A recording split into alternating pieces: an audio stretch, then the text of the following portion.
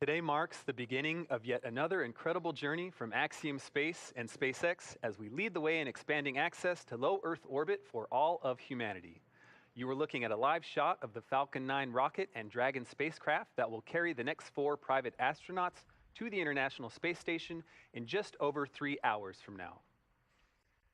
To everyone around the globe tuning in, hello and welcome to the live launch webcast for the Axiom Mission 2, or as we call it, AX2. My name is Duke Brady, and I'm a multimedia specialist with Axiom Space, based out of Houston, Texas. And I'm Kate Tice, Quality Systems Engineering Manager here at SpaceX headquarters in Hawthorne, California. Duke, it's so good to have you and the Axiom teams with us today. Very excited. Today's mission is a pretty cool milestone for SpaceX. AX2 is our 10th human spaceflight mission overall and our 9th human spaceflight mission to the orbiting laboratory since we started flying people back in 2020 with NASA's Demo 2 mission. It also marks SpaceX's second human spaceflight mission this year, following the NASA Crew 6 launch in March to the International Space Station. The AX2 crew will be joining Expedition 69 and Dragon Endeavour, all still currently on station. As we count down today's scheduled liftoff, we'll be keeping you updated on the status of the crew, launch vehicle, systems, weather, and all the technical aspects of launch. And in between, we'll be taking you behind the scenes of the AX2 mission, what led up to this moment, and what to expect during the course of this 10-day mission. For Axiom Space, this mission builds on the incredible success of our first all-private astronaut crew to the ISS last year, the AX-1 mission, and takes us one step closer to building and operating Axiom Station, the world's first private space station, which is currently under construction. AX-2 is the second of 4 missions SpaceX will launch for Axiom Space. And today's launch is the culmination of years of effort by teams at Axiom Space to expand the opportunities of private citizens and sovereign nations around the world so that they can partake in the incredible science, research, and STEAM education-related activities in low Earth orbit. In fact, we just recently announced Axiom Space Access Program, which is designed to enable countries to realize long-term economic and scientific value in microgravity. So if you want to fly to space, or if your organization wants to conduct research and manufacturing efforts in microgravity, we have the teams that can help you develop your program. We believe that the commercial effort and presence in low Earth orbit has a duty to expand research and manufacturing capabilities conducted in space for the benefit of all humankind. And that's a big part of what makes today's mission so exciting. 2 members of our crew are citizens of the Kingdom of Saudi Arabia, or KSA. They are Rayana Barnawi, the first ever Saudi female to fly to space, and Ali Al-Karni, a captain in the Royal Saudi Air Force. Together, they are following in the footsteps of Sultan bin Salman Al Saud, who flew aboard Space Shuttle Discovery in 1985. But they also represent the first Saudi national astronaut class, which we had the honor of helping select and train in preparation for this moment. Really exciting stuff. Now, turning our attention to the crew, they are suiting up inside right behind those doors that you see there. That's SpaceX's Falcon support building. Displays are configured for crew ingress, and advanced team work is complete and ready for crew arrival on schedule. All right, just a call out there from our SpaceX core, letting all teams know on countdown that we're tracking on time. So that's great news to hear. Great. So yeah, they are getting suited up right now in preparation for their liftoff from that launch pad right there. That, of course, is the historic Launch Complex 39A at Kennedy Space Center in Florida. Once they arrive at the space station, the crew will spend 8 days living and working on board before returning to Earth. Yes, and over the course of that 10-day journey, the AX2 crew will conduct a wide range of research, including several experiments that will help us understand more than ever about how our human bodies respond to microgravity. The data they'll collect will be critical to furthering human exploration of space, and along the way will inspire dreamers, thinkers, and explorers to follow in their footsteps. Every human spaceflight crew is unique, with each astronaut bringing their own background and expertise to the mission. With that, let's introduce you to the AX2 crew. The AX2 mission is commanded by retired NASA astronaut Peggy Whitson. Born and raised in Beaconsfield, Iowa, she was inspired, along with the world, when we watched the Apollo 11 crew walk on the moon. She has since become the most experienced American astronaut and one of the most decorated. Whitson flew 3 long-duration missions to the ISS and has more cumulative time in space 665 days than any US astronaut and more than any woman in the world. She has conducted 10 spacewalks with over 60 hours out in the vacuum of space and has performed hundreds of research experiments on board the ISS. Not only is she the commander for this mission, but Peggy also serves as the director of human spaceflight for Axiom Space. The pilot for AX2 is private astronaut John Schaffner. Born in Alaska and raised in Kentucky, Schaffner is a STEAM education advocate, business pioneer, and lifelong space enthusiast. A pilot since the age of 17, John has over 8,500 flight hours holding commercial, instrument, single-engine, and multi-engine ratings in land and sea aircraft, as well as helicopter. He also holds ratings in former military jets and high-performance radial engine aircraft. As an athlete, John has years of competitive experience in water skiing, cycling, whitewater kayaking, hang gliding, skydiving, and base jumping. John trained as the AX-1 backup pilot, and during this mission plans to invest a lot of his time in STEAM education activities aimed at empowering educators and inspiring teachers. Representing the Saudi Space Commission and serving as a mission specialist, Ali Al-Karni was born in March 1992 in Sabt al-Alaya, Saudi Arabia. Ali is fluent in English as well as his native Arabic. And as an Air Force captain, Ali has 12 years of experience flying on multiple aircraft, primarily on the F-15SA in service to the Royal Saudi Air Force. Ali graduated with a Bachelor of Aerospace Science degree in 2013 from King Faisal Air Academy in Riyadh, Saudi Arabia. Also representing the Saudi Space Commission and serving as a mission specialist, Rayana Barnawi was born in September 1988 in Jeddah, Saudi Arabia. Rayana has a master's degree in biomedical sciences from Al Faisal University in Riyadh, and also has a bachelor's degree in biomedical sciences from Otago University in Dunedin, New Zealand. If that wasn't enough knowledge, she is fluent in English and Turkish, as well as native Arabic. She has been a research lab technician since 2013 in the Stem Cell and Tissue Reengineering Program at King Faisal Specialist Hospital and Research Center located in Riyadh, Saudi Arabia. There you have it, the AX2 crew. This really is an amazing group of people who have spent months preparing for this moment. We are already beyond proud of them and can't wait to see them in space. At the moment, they should be making their final preparations inside our Falcon support building, and then soon they'll be making their first public appearance, fully suited and ready to fly.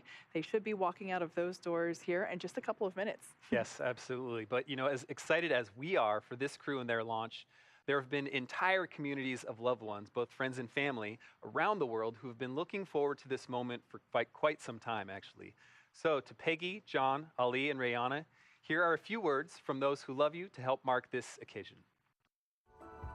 Hey, John, just wanted to take a second and give you a big shout out and tell you how proud we are that you're representing Middlesbrough and all of us on your mission to the International Space Station.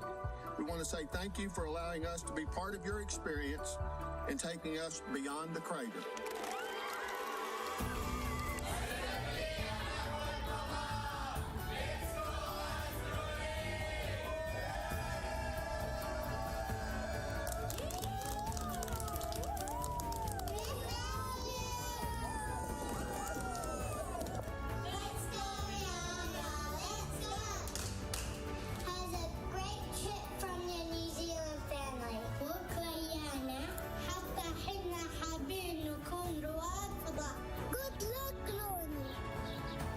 John, have fun, Godspeed. Have fun. Going to outer space. I am so fired up for you. You have no idea. Wish you the best of luck, and please, please do send me a postcard from up there. Congratulations. I'm so excited for you, John. Woo! Excellent. Good job. Wish you the best of luck. I don't know who these people are, but they will also want to wish you a safe and excellent mission. Enjoy and say hi to the boys from all of us. Yes. Good luck. Hey, woman, tell the skies, a new star is rising. An angel with a beauty ever so shiny. A blessing that showers and glow. Go out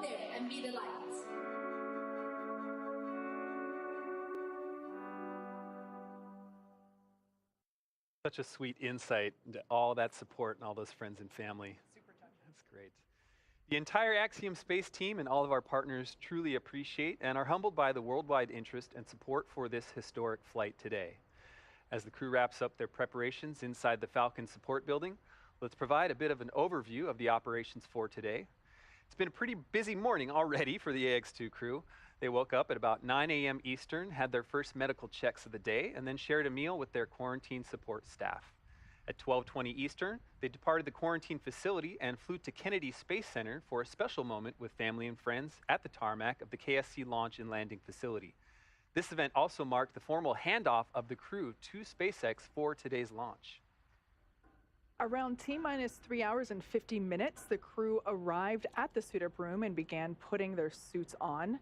Right around then, we also had the crew pre-launch briefing, and that's where we share weather and launch details and basically give them their tablets, which they get to bring with them during flight. And all of that brings us to where we currently are, suit up. We are awaiting for them to make their appearance, but yeah, there's been a lot of activity. Absolutely. We know at about T-minus 3 hours and 25 minutes, the crew began suiting up, and once that process is complete, they'll exit the Falcon support building and get into their Teslas. We will have 2 astronauts in each of the Teslas, led by a support vehicle. After that, it's a short drive to the launch pad, and once they arrive, the crew will ascend the fixed service structure in an elevator up to the 255-foot level. That's the structure you see there on your screen to the right of the rocket. The crew will then take the stairs up the last 10 feet, where they will stop and make one final phone call before walking down that crew access arm to the White Room. The White Room is their last stop before climbing into the spacecraft, a process known as crew Ingress. During Ingress, the SpaceX team will run a series of checks to ensure the suits, seats, and vehicle interactions are all functioning properly. After all the vehicle and crew checkouts are completed, the SpaceX closeout team will close Dragon's side hatch and depart the pad. At about T-minus 40 minutes, the crew access arm will retract away, followed by the arming of the launch escape system. Once the arm is retracted and the escape system is armed, propellant loading will begin on Falcon 9. At T-minus 5 minutes, Dragon will be configured for what we call terminal count. This is when Dragon's onboard computers take control of the spacecraft. And finally, the moment we're all waiting for, T0, Dragon and Falcon will lift off from pad 39A. Roughly 12 minutes after liftoff, Falcon will separate from Falcon 9's second stage and spend the next 16 hours making its way to the International Space Station.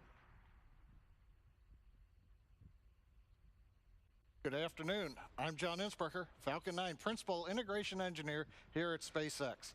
We're currently at T-minus 3 hours, 13 minutes, and 18 seconds, and everything looks good for an on-time launch later today. Now, as Kate mentioned, the crew received a weather briefing just at T-minus 4 hours. Now, the good news is the probability of violating launch conditions has decreased since yesterday. We're down to only a 25% chance of a violation today.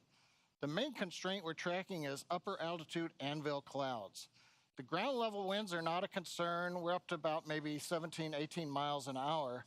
The upper level wind shear also is expected to be low, but as we get later in the afternoon here in Florida, the upper altitude winds could blow some of the clouds inland over the launch site and the ascent trajectory. We are, of course, tracking weather all along the ascent and recovery corridors today, and we'll keep you posted as we continue to monitor those environments. But currently, ascent weather looks good. Now, at pad 39A, as you can see on your monitor, Falcon 9 is powered up. Engine checkouts were performed overnight. Pressurization of the gas storage tanks on the Falcon 9 completed about T-minus 4.5 hours. Now, at T-minus 2 hours, Falcon will begin its final checks for launch.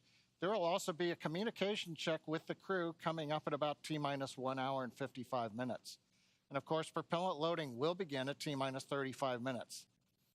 Now, as with all of our launches to the International Space Station, we have an instantaneous launch window at 5:37 p.m. Eastern Daylight Saving Time, or 21 hours, 37 minutes Universal Time.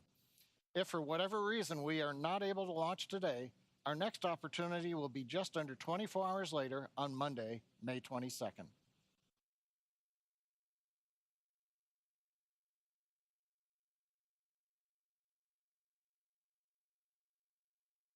All right, at this point in time, we're at T-minus 3 hours, 11 minutes, and 20 seconds. At this moment, we are roughly 5 minutes before the crew is expected to walk out of the Falcon support building, after which they will hop in the Teslas and head up to pad 39A, which you see there on your screen. As a reminder, this is SpaceX's 10th mission flying people since 2020, which is incredible to think about, and our second of 4 missions for Axiom. Right, very exciting for us. Well, speaking of milestones and special moments, I wanted to take a moment to highlight a tradition we started at Axiom Space when the AX-1 crew went on their mission and has continued with this crew. A few weeks ago, just before the crew headed to quarantine, we held our Stepping into Space ceremony. Teams across the Axiom family gathered at our Axiom engineering facility and joined with the AX-2 crew to celebrate not just the ending of their training, but also that important pivot to what we call the operational stage of their mission. Here is a quick recap of that moment. We're about to launch to the International Space Station for this incredible mission. This is a delineation. Everything before was training and preparation, and now we're in operation. AX-2 represents a major step for us. Our last mission was 3 individuals who flew and did remarkable research on orbit. Now we have a combination of individual and a country that's going to fly with us. I mean, this is what we're all about. This is the global outreach that this company has. We're making history. Here they are, the AX-2 crew.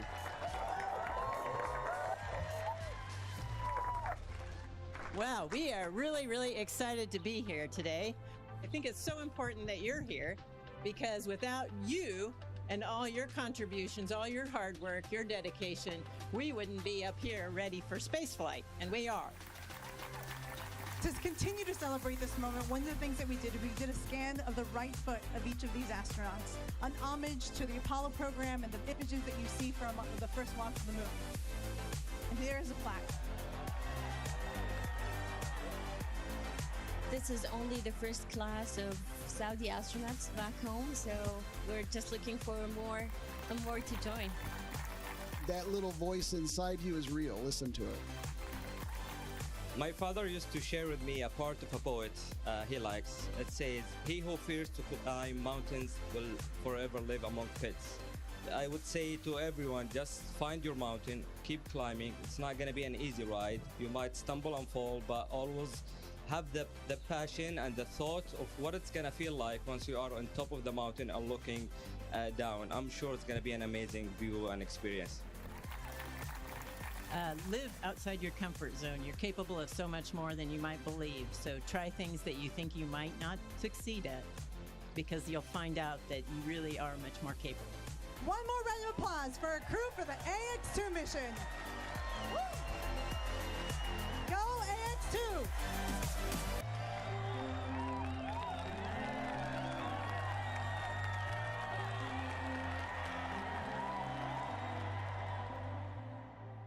What an amazing tradition that you guys have started. I love that. It's so great to see that Axiom family specifically come together and support this crew, get their big final send-off for all of that preparation they've been doing. Now, we are just moments away from seeing the crew for the first time today. This is a live view outside of our Falcon support building located... Core on countdown, suit donning and checkouts are complete. Stand by for walkout. We're on schedule. All right. Almost perfectly on cue there. That was the SpaceX core calling out on our countdown nets to let the integrated teams know that all of our crew members are in their suits. They went through the appropriate checks and fit-ups, and we should be seeing them walk out these doors any minute now. I love the serendipity of that moment. That's going to be the rest of the day, right? Everything's right on cue. Yeah, I like it. This is certainly a big moment for them. That moment at Axiom where we have this stepping to space send-off is a big one, going from that training to operational phase, but this might be the next big one, the next big step for their mission. Now, we have seen the crew in their suits, in the days leading up to launch. We had a dress rehearsal a couple days ago. I guess that was Friday.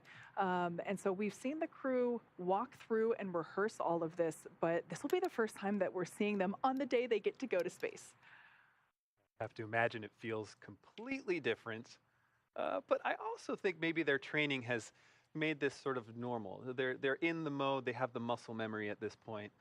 Something's familiar, but some things have to also be a little heightened today.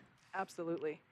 Now there we can see the 3 Teslas that will take them up a short distance. It's a little bit less than a half mile from those doors to the elevator doors at the base of pad 39A. We will see Commander Peggy Whitson and pilot John Schaffner together in one of those black Teslas, while the mission specialist Ali Al-Karni and Rayana Barnawi will be partnered in another. So like we said, it's a short drive. They could walk it, but I've done that walk. It's not great, especially, it's pretty warm in Florida already and a little humid. So we want to keep everybody cool and comfortable. So they're going to hop in these vehicles and head up. Launch director and countdown net. The crew is beginning their walkout to drive to the pad at this time.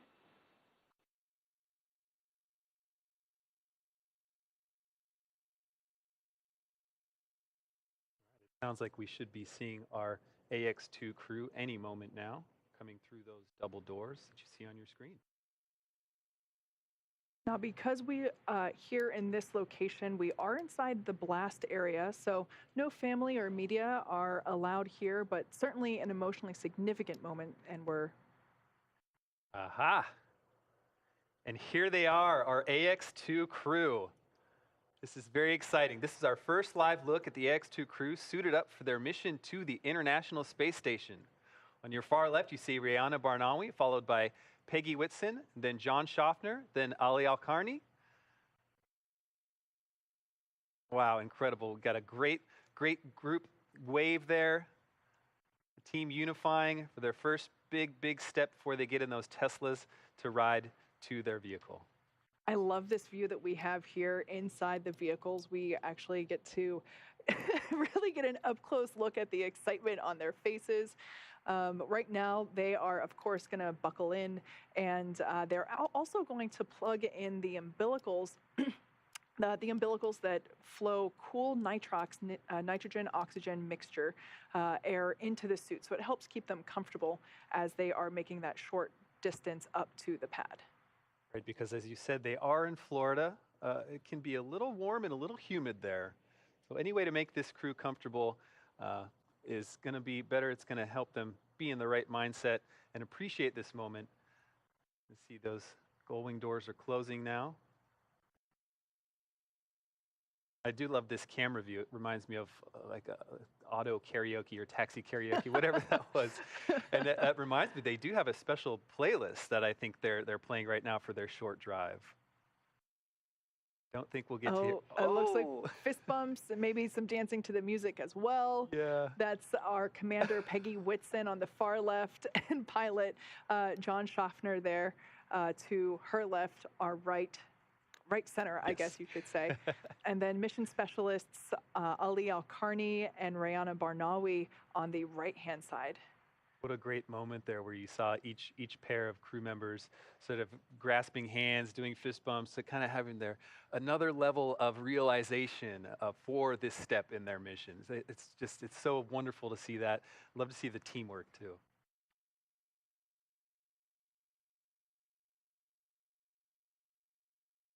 This is a very special moment for Peggy, but thinking about her, she actually had her first mission to space on STS-11, which launched from this very pad 39A on June 5th, 2002, just shy of 21 years ago.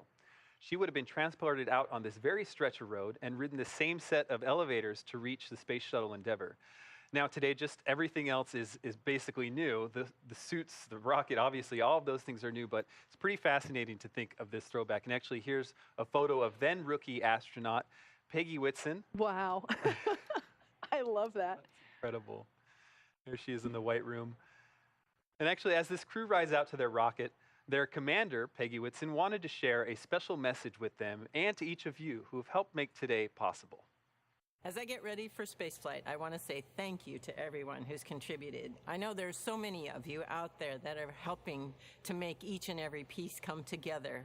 The engineers that design things, the welders that put things together, the instructors that teach me how to operate this really very complex piece of hardware and how it's all integrated together by all the software engineers. And then we have a ground team that's helping us. And we have ground teams all over the world that are helping us be successful on our missions. And every one of you does a tremendous job to make spaceflight possible. Thank you, thank you, thank you. What a fantastic message from Peggy Whitson, from STS-111 to AX2. What a career, what phenomenal set of achievements. You know, I remember the day, excuse me, that Axiom announced that she would be commanding this mission, and it was such an incredible moment because she really is one of the legends of NASA, and I was just so excited to see that she was going to be flying in a SpaceX Dragon. So what an exciting opportunity. Absolutely. Once again, those live views coming to us from inside the Teslas as the crew members of AX2 are pulling up to their rocket. They're now getting closer and closer to Pad 39A, where Falcon 9 and our Dragon Freedom capsule await to take them to the International Space Station. Now, fun fact about the pad here, those elevator doors, excuse me, that we see here at the base of the fixed service structure, the core of this structure is original to the pad from the shuttle and Apollo days. So it is safe to say that when Peggy ascends one of these elevators, that in her shuttle days, she was using the same, you know, the core. Crew have arrived at the pad. There's that call out, just letting everybody know on countdown that the crew has arrived to the pad, as we can see. We have Peggy Whitson and John Schaffner. They've exited their vehicles first. This is one of my favorite moments that we have during the launch sequence. Is right there it is. Lean back. The lean back, and you know, they have to. The vehicle stands so tall there on top of the launch mount. We'll probably say this throughout the broadcast, but they've seen the rocket before. They've been in it for dry dress. It's got to look different on today, this day of launch. Another fun fact about those elevators, the levels of the fixed service structure are not marked by the level number that it is. It's the height in feet that they are ascending to. So the AX2 crew is going up to the 255-foot level, and they will ride up, and that then after they exit will take a short 10-foot stairs up to the next level. The difference being is basically the difference in height between the shuttle access arm and the Falcon 9 access arm. Beautiful view there of the backside of the transporter erector. That is the structure that we use for integration of the vehicle, as well as transportation of the integrated vehicle to the launch pad. And of course, we roll it up horizontally and then lift it to the vertical launch position, you know, within, depending on the mission, days or hours prior to liftoff.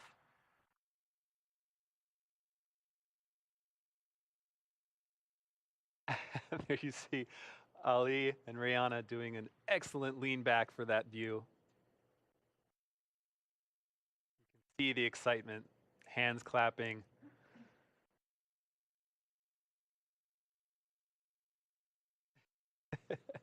As we mentioned before, they have rehearsed this previously in our dry dress rehearsal on Friday. They suited up, they rode out to the pad, they got in the spacecraft. So they have technically done all of this once before because, you know, in spaceflight, we love to rehearse and practice everything. And really, like, the moment for them to look up and realize that these are their last steps on Earth for a few days must be such an incredible moment. You know, the day that they actually get to go to space. It's a moment that they've all trained for a very, very long time for. Absolutely. So exciting. You see now in your screen, that's Peggy and John. I believe they're using the phone to make their phone calls before launch, or last calls.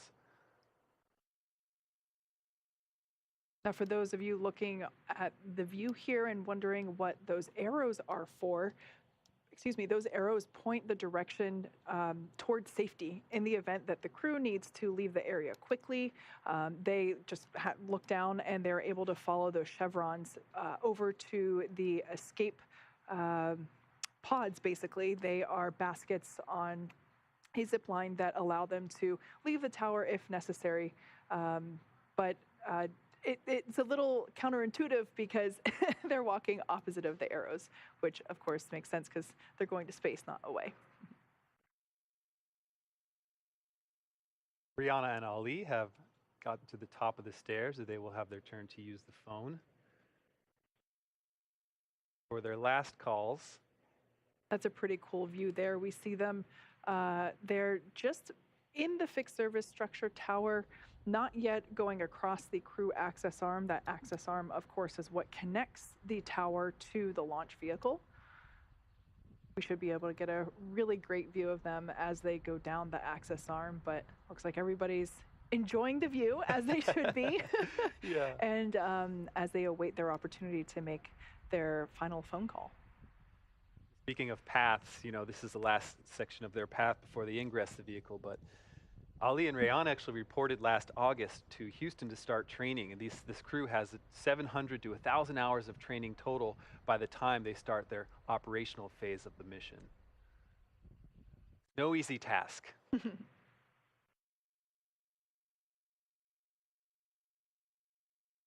Now, the folks that are dressed in the all-black bodysuits, those are members of the SpaceX suit and closeout team. So these are the SpaceX employees that will be assisting the crew through their egress and suit leak checks.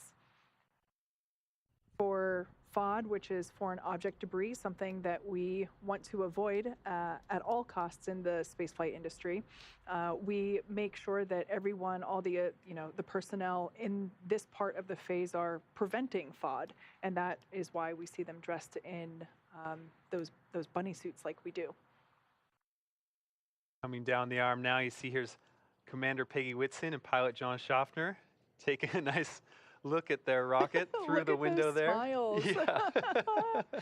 It's incredible, to see someone like Peggy that has been to space so much, one of the most decorated NASA astronauts ever, to still be so excited. It's really heartwarming. We see here now that Peggy Whitson and John Schaffner have now arrived to the White Room. This is a great shot of where they will get to actually, right on the wall, they're going to add their signature to our basically wall of fame. Everyone, crew at the White Room. Everyone that flies on a Dragon mission has the opportunity to add their signature. We can see them adding their signature there to the black SpaceX logo, joining the names of the Axiom 1 crew as well as the Inspiration 4 crew.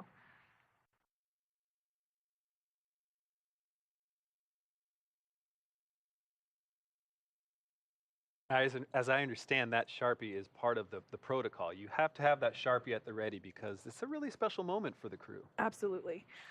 We can see the crew members, the closeout members that are assisting the crew with their ingress process. We can see that they're holding tablets. That is where they are tracking and following along with our electronic procedures, which we call EPROCs. And those EPROCs list out every single step that each person has to carry out in order to enable a successful liftoff. And of course, we have an instantaneous liftoff window today as we are going to the International Space Station. So it's really important to keep tabs on who's doing what and how much time we have left in each activity. We do build in margin into the schedule so that if one thing takes a couple minutes longer, it's okay. We build in a little bit of flexibility there. But those tablets allow the crew to follow along. And one of those steps in the EPROCs for the advanced team, which is the team of SpaceX employees that arrive there to the pad in advance of the crew to prepare for crew arrival, one of those things is to make sure that there is a Sharpie in the White Room. We can see there one of the SpaceX closeout crew team members assisting. Core on countdown, and ingress started. We want to make sure that nobody bumps the helmet or the side hatch as they enter the vehicle. We can now see pilot John Schaffner in the seat on the left and Commander Peggy Whitson in the seat on the right.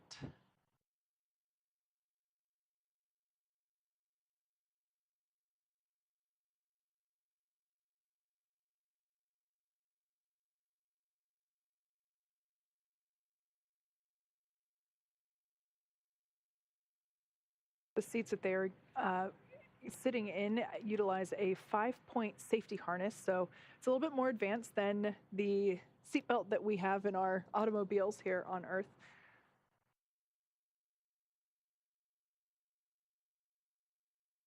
We have John and Peggy in the vehicle. Fun little note about John Schaffner, he's going to be the first Alaskan to fly to space. He was born in Fairbanks, Alaska. I've spent a lot of time there from my biology background, and it's an extreme environment. So just being from Alaska, I feel like is training enough to prepare for space. Alaska is cold, space is cold. Yeah, there you they go. Go together. We can see there our mission specialists, Rayana Barnawi and Ali Al-Karni, still finishing up the final steps before walking down the crew access arm. They are working with the SpaceX closeout team members to do the final checks, and of course some waves, now entering that crew access arm and making their way down to Dragon Freedom. Miles and waves. All right, thumbs up from the KSA mission specialists, Rayana Barnawi and Ali Al-Karni, as they enter the white room and likely go straight to signing that SpaceX logo next to the AX-1 crew and joining their crewmate signatures. It's really incredible for this new era of space travel to be forming, where we're going to have sovereign nation representation on that signature wall. It's just really exciting to see the evolution and change of things here as we grow commercial spaceflight. Absolutely. Space for all. Yeah. Mentioned this closeout crew. It's really, as Peggy said in that send-off video too, it's really phenomenal to think about the size of these teams and every pair of hands that gets put on these mission preparations and to make this crew perform their mission successfully. It's incredible to think about all of those people involved. It's as though they're not traveling just for themselves or even their countries, but like you said, it's space for all. They're traveling for all of humanity.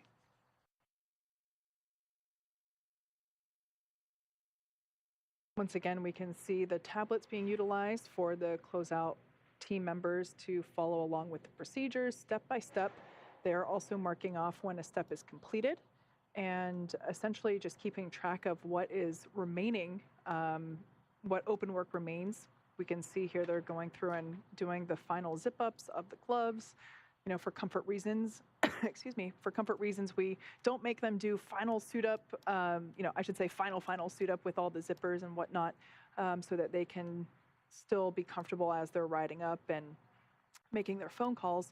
And this is the final check to ensure that everything is locked in place with those zippers and fasteners. We can see now that pilot John Schaffner on the left and Commander Peggy Whitson on the right are in their seats, getting those final strap in with that seatbelt. We can see that they have tablets on their legs, which allow them to also follow along with the same procedures step by step.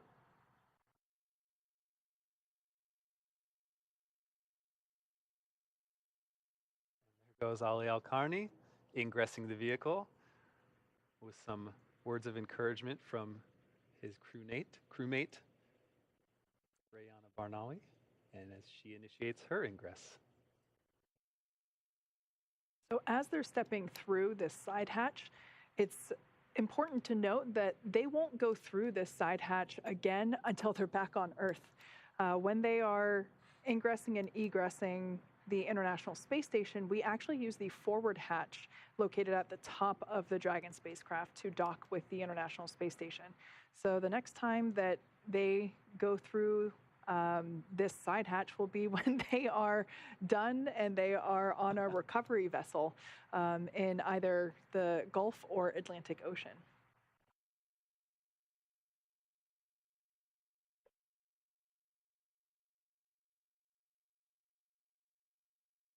Okay, we're getting our first looks of our full crew seated inside the Dragon. On the far left, you have Rayana Barnawi, followed by John Schaffner, Peggy Whitson, and Ali Al-Karni. Mission specialists sitting on the far left and the far right. Pilot John Schaffner on the left in the middle, and Peggy Whitson, commander, on that right middle seat. Great side-by-side shot of the rocket Dragon capsule on the left, crew on the right.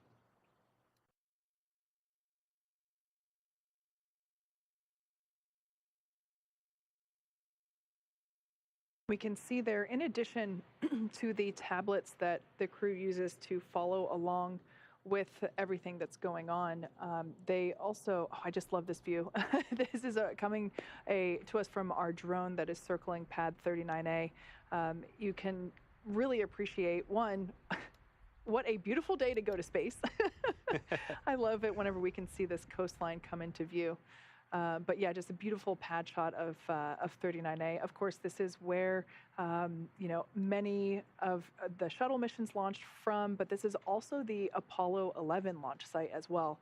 So it's amazing to see this new era of spaceflight continuing from a site that is so historic and carries a lot of good memories for many people. As you mentioned before, Peggy Whitson having flown from this pad herself on a shuttle mission.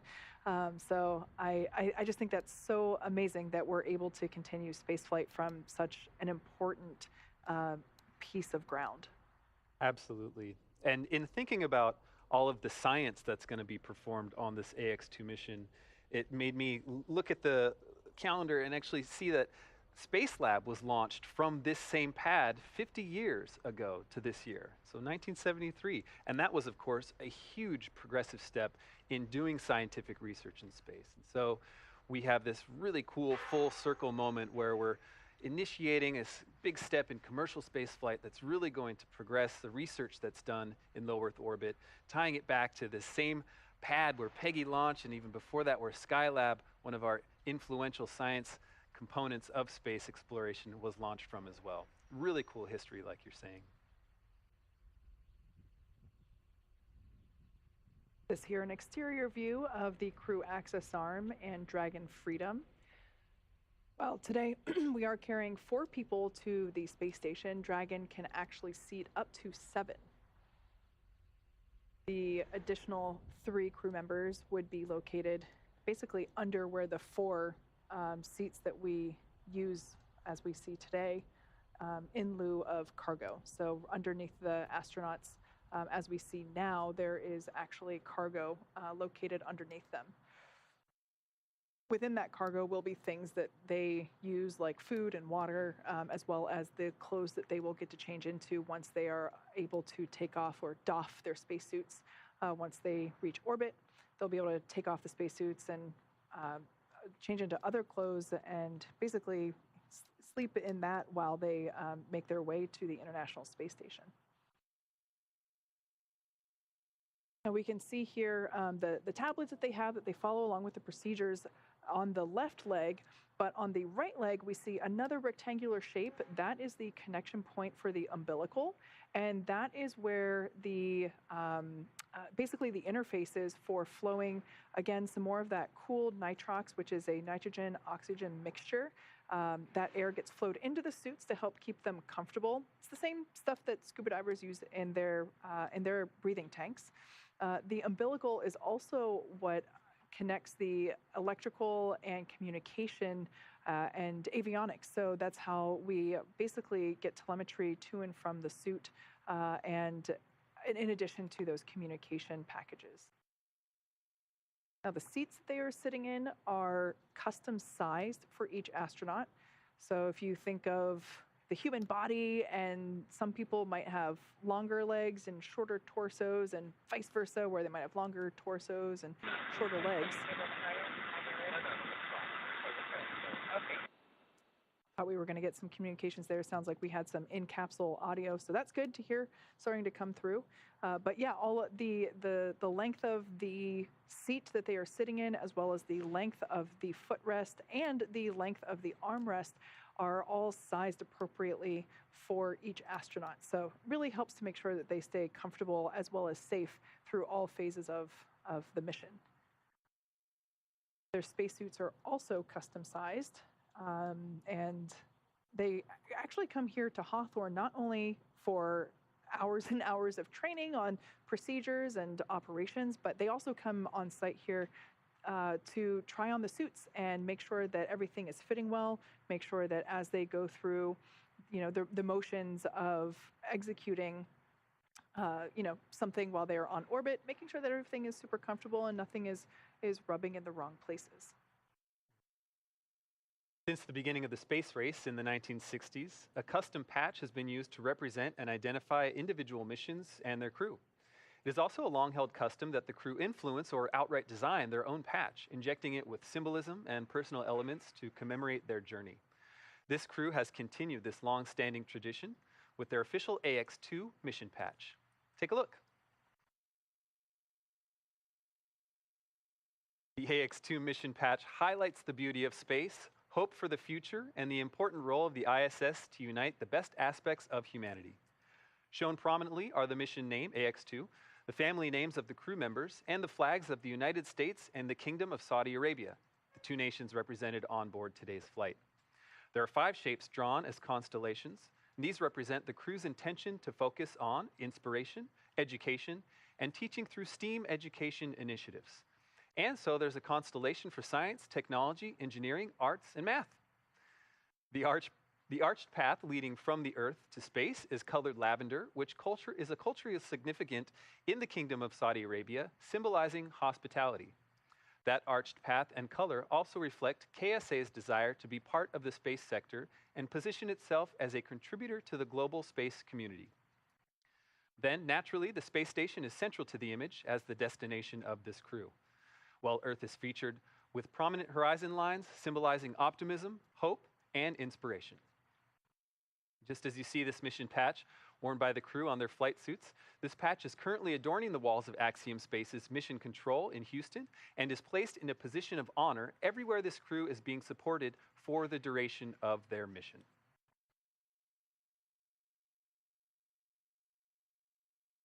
We can see live views there inside of Dragon Freedom. Now, this capsule that they are flying in is a reused capsule. It has been to space before. Additionally, Falcon 9 is also a reusable vehicle. It's the world's first orbital class reusable rocket. And while today marks the first flight for this rocket, it will be the second flight for the Dragon spacecraft. Reusability is a big deal, not just for us at SpaceX, but also for the future of spaceflight.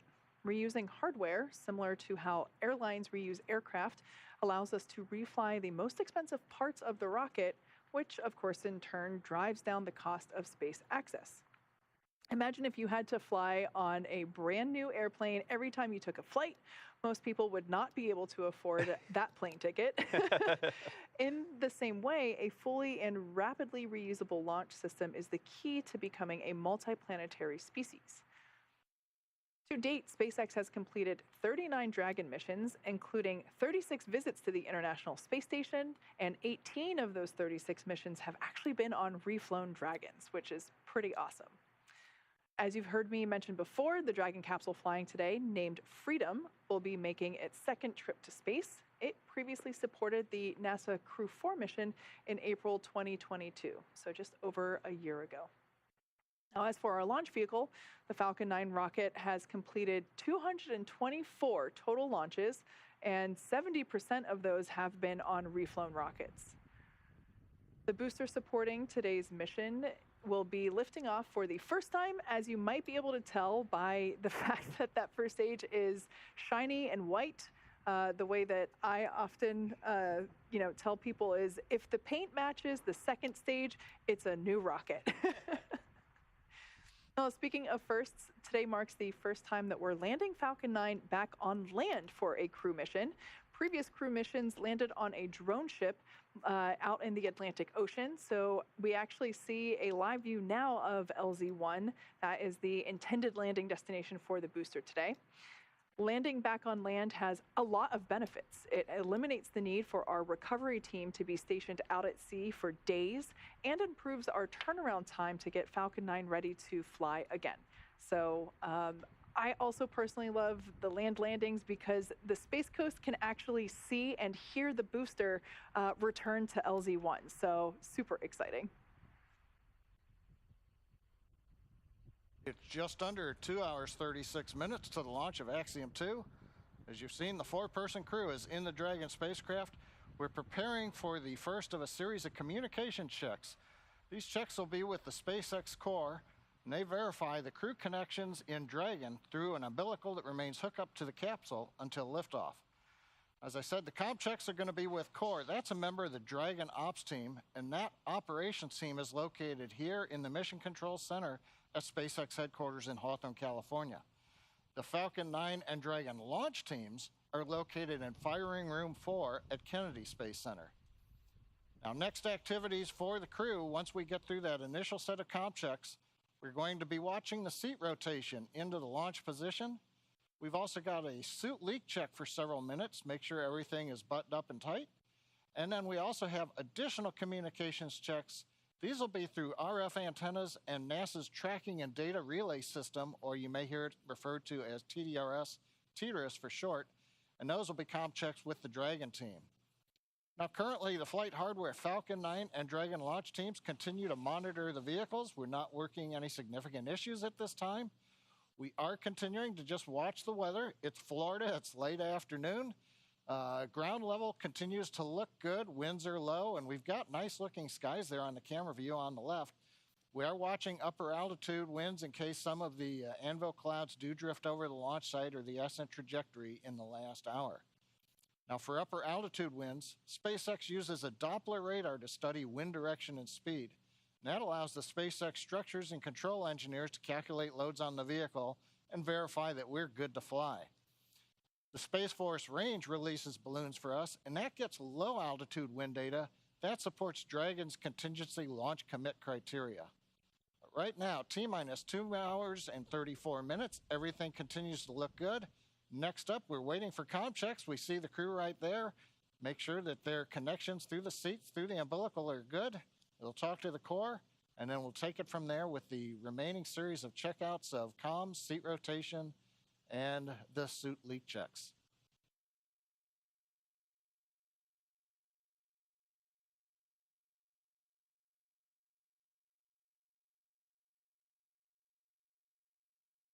A minute ago, we saw that live view of landing zone 1. There's the crew.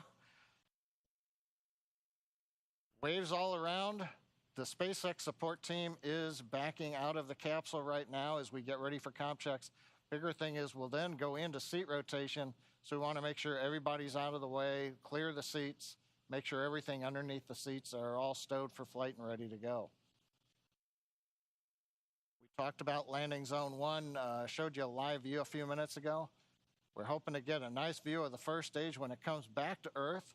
About 8.5 minutes after launch, we ought to see that coming back down into that landing zone 1 view.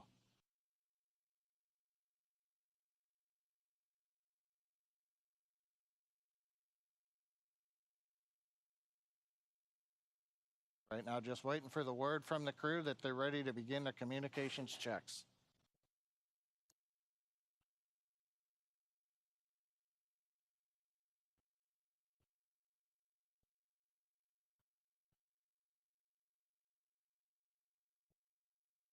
Coming up on 2 hours, 32 minutes till launch. On the Falcon 9 side currently, the chief engineer is mostly just going around the room, checking with the SpaceX Falcon engineers. They're continuing to top off gas pressure in the helium supply that's used to repressurize first and second stages as we head to space. The attitude control system, gas supplies, the landing leg supplies. We're at pressure. We just top it off a little bit as we continue through the countdown.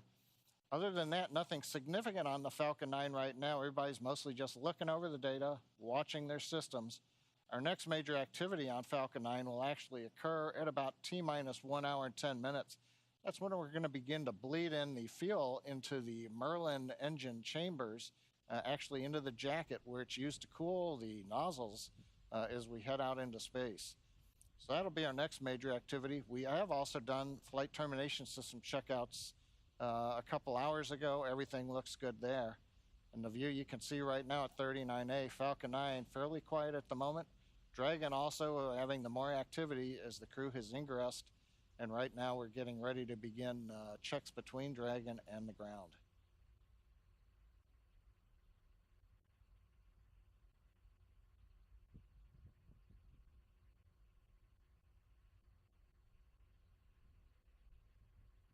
We're now T-minus 2 hours, 30 minutes, and 42 seconds until liftoff of Axiom 2. Heading to the International Space Station, we have a T0 time of 5:37 p.m. Eastern Time, 2:37 p.m. Pacific Time. As John mentioned, and as you can see on screen, weather's cooperating at the moment. We can see the exterior of the capsule there. This is actually a great shot because not only can you see the service section, which is where the crew is, you can also see another great view of the trunk. This is where we are able to put unpressurized unpressurized cargo, and that trunk is the part that will be jettisoned before the crew actually return to Earth. Great view coming to us from our helicopter circling the pad. You can also see below the trunk the white second stage, below that the black inner stage where we have the grid fins attached, and then below that the white first stage.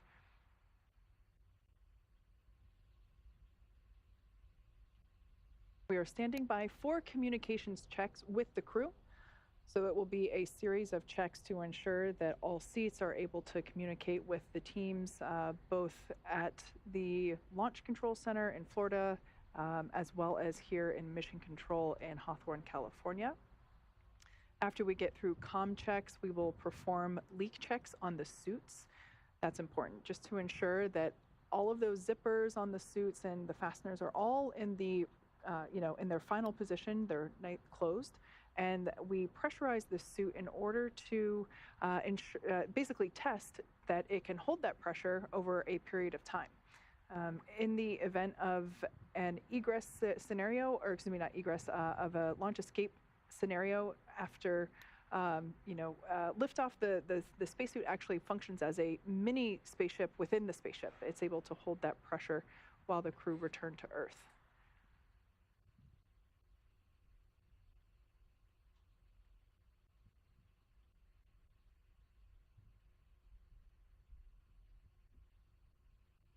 Once those suit leak checks are complete, the closeout team will then close the side hatch. As I mentioned before, the side hatch is the door that they use to go in and out of the capsule while they are on Earth.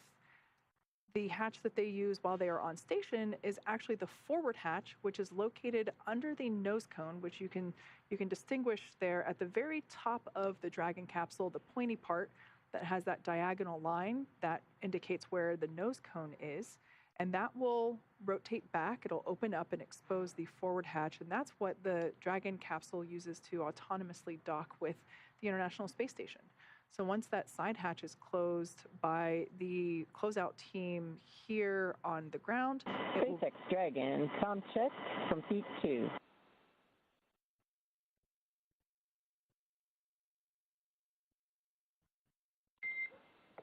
Loud and clear, Peggy, from SpaceX. How me? We have you loud and clear.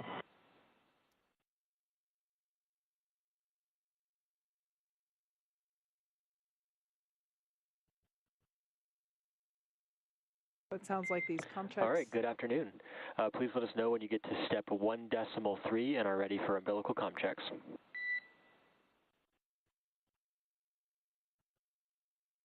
Okay.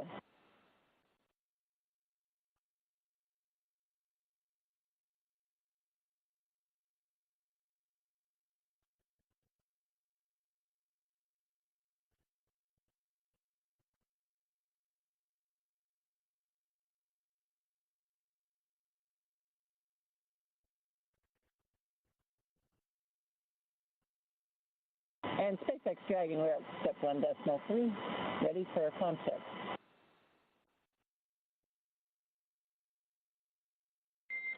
SpaceX copies. Stand by for umbilical comm checks. Welcome.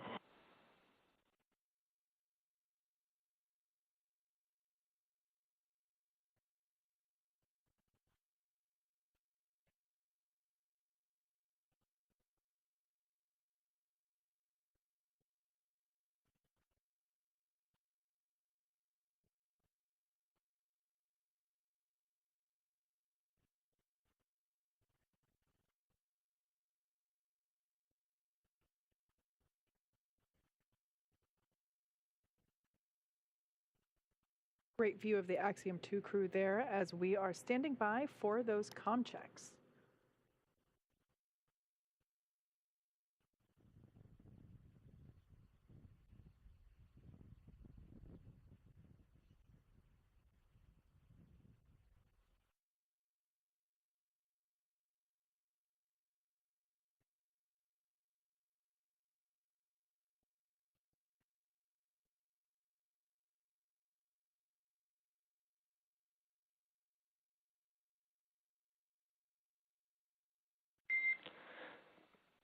Commander, pilot, MS1, MS2, comm check. Commander has you loud and clear. Pilot, loud and clear. MS1, loud and clear. MS2, loud and clear.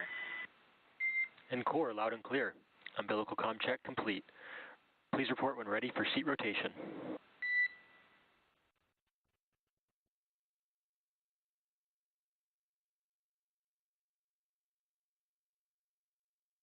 All right, all good news there. All those comm checks checked out, and we are now... SpaceX Dragon, we are ready for seat rotation. SpaceX copies. Will report when initiating. As the name indicates, these seats are going to rotate back into the launch position. This will enable the crew to have easier access to those crew displays located above their heads.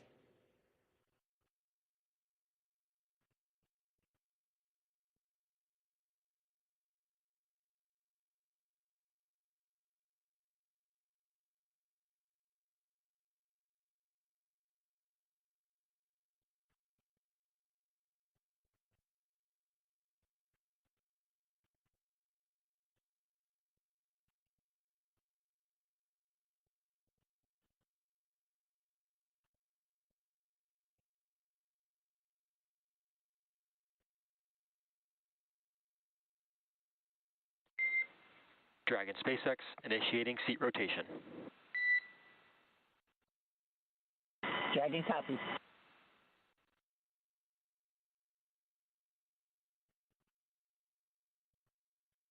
We can see those seats now rotating back into the launch position.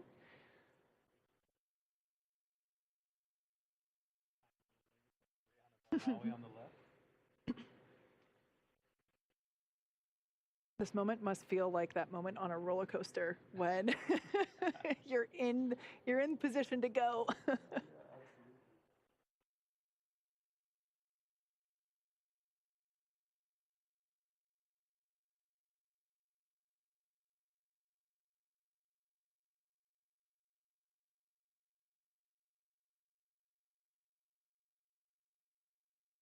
We are at T-minus 2 hours. SpaceX, seats are in the launch position. Dragon copies. Okay, a comm there confirming that the seat rotation has been completed. We are at T-minus 2 hours and 22 minutes and 6 seconds from liftoff of the AX-2 mission from Kennedy Space Center in Florida, carrying 4 Axiom astronauts, Peggy Whitson, John Schaffner, Ali Al-Karni, and Rihanna Barnawi, aboard the Crew Dragon spacecraft. It's been a very exciting day so far. The crew shifted their sleep cycle to match that of the International Space Station and are currently inside Dragon going through their pre-launch checklists. As of now, the astronauts have already completed their comms checks. That helps to make sure that they can communicate with the teams on the ground. Their seats have rotated from upright to their reclined launch position, which allows them to see and access the display panels there above their head. Up next will be the leak checks to make sure their spacesuits are in proper working condition before liftoff and to do final inspection of the spacecraft. So at this point in time, we're going to stand by, await for those suit checks. We expect them to happen here in the next couple of minutes. After those are complete, the closeout team will be closing the side hatch for flight. That's one of the key... Dragon SpaceX, you are go for Section 2 suit leak check preparation. Copy, go Section 2, suit leak check preparation.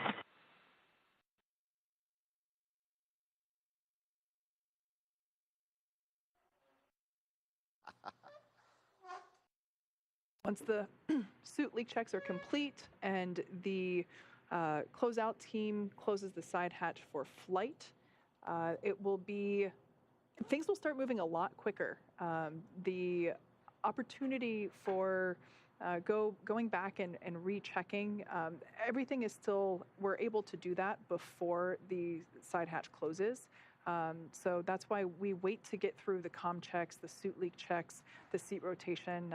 We wait to close the side hatch until all of those are complete so that in the event that, for example, if a zipper isn't quite in place, one of the closeout team members can re-enter the capsule, help the crew member get that into place and re-perform the suit leak check or, whatever it might be.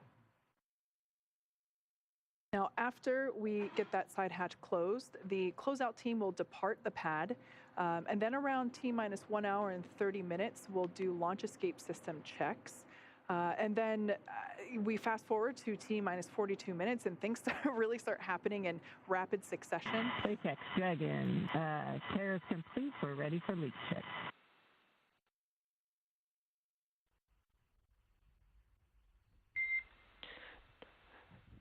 Dragon copies and concurs.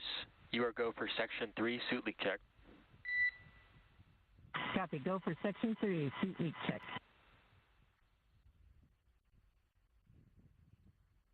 All right, so that communication back and forth there between Commander Peggy Whitson and SpaceX Core, or Crew Operations and Resource Engineer, on that console today is Arthur Berrialt. That is the primary voice that we will be hearing communicating to the crew members.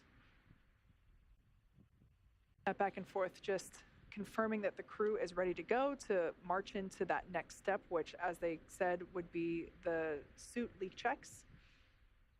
Essentially, we inflate the suits to a certain pressure for a couple of minutes, and we monitor that pressure level during that time to basically ensure and check that we're not losing any pressure.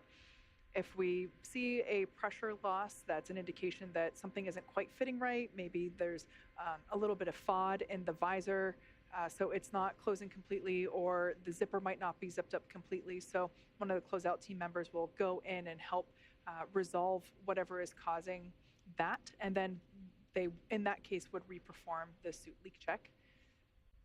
But when we did a dress rehearsal on Friday, we got to this step, and they breezed right through it. Yeah. So.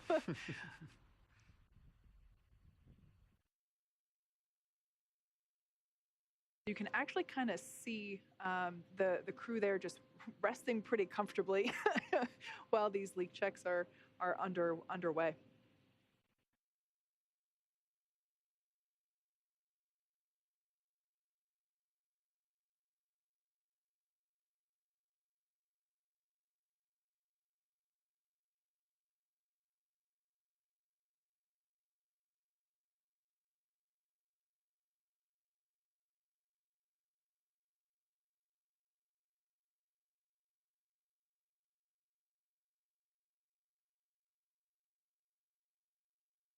So suit leak checks are now underway.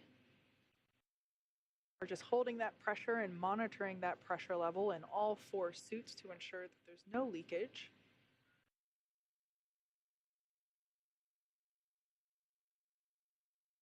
For those of you that have just recently joined us, we have mission specialist Rayana Barnawi on the left, the far left seat. That is seat number 4. And seat number 3 is pilot John Schaffner. Next to him Commander Peggy Whitson, and then on the far right in seat number 1, Ali Al-Karni. We can see the SpaceX closeout team there preparing for the side hatch closure, but like I said, we won't complete that until we have confirmation of 4 good suit leak checks. Now, the area that we see here, the white room, is environmentally controlled. That helps to ensure that Florida insects, humidity, none of that gets into the capsule. That we're able to maintain a clean environment. You could see them inspecting with the light. You really want to go over that with a fine-tooth comb. Dragon, we see 4 good suits. SpaceX copies and concurs. 4 good suits. At this time, closeout team will perform final steps in preparation for side hatch closure. Proceed to section 4, side hatch close, and report when ready to close hatch. Wilco for Dragon.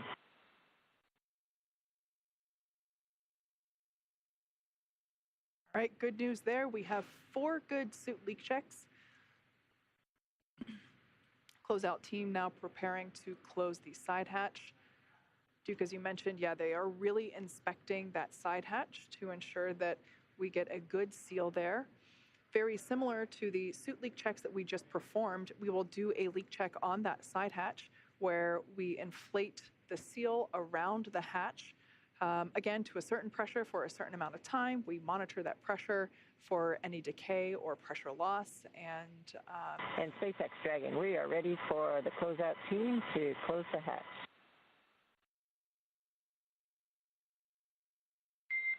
SpaceX copies.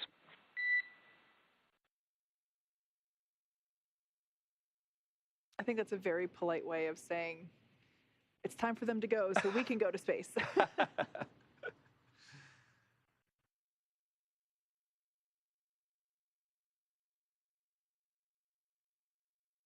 As I mentioned before, the primary voice that we hear communicating with the crew is the SpaceX Core, which stands for Crew Operations Resource Engineer.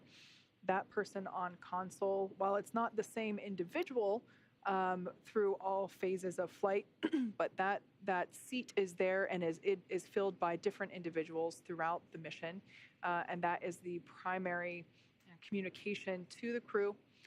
That person is responsible for updating them on statuses and confirming with the crew that they are ready to proceed to the next step, as we've been hearing them that back and forth this morning. Or I should say this afternoon now at this point.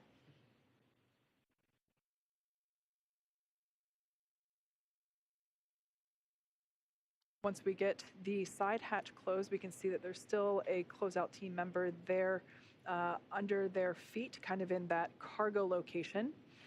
It's kind of hard to visualize, but if you want to compare it between the view on the left and the view on the right-hand side, that closeout team member. Dragon SpaceX, comm check over ground stations. Dragon has you loud and clear over ground station. Core loud and clear. Ground station comm check complete. Stand by for TDRS comm check.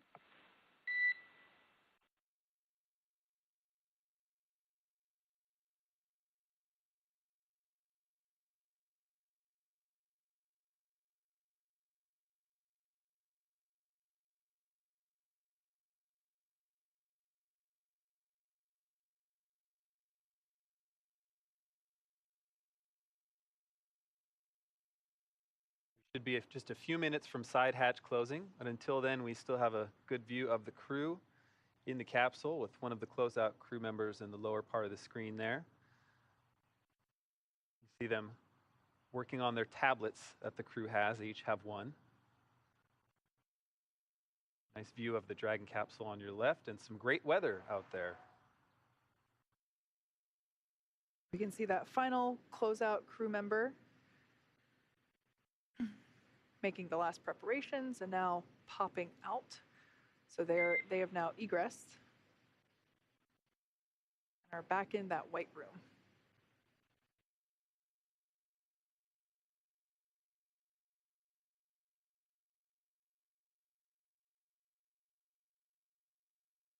As I was saying before, it's kind of hard to visualize if you've never been inside the Dragon capsule, kind of the orientation of where the viewpoint is to the right.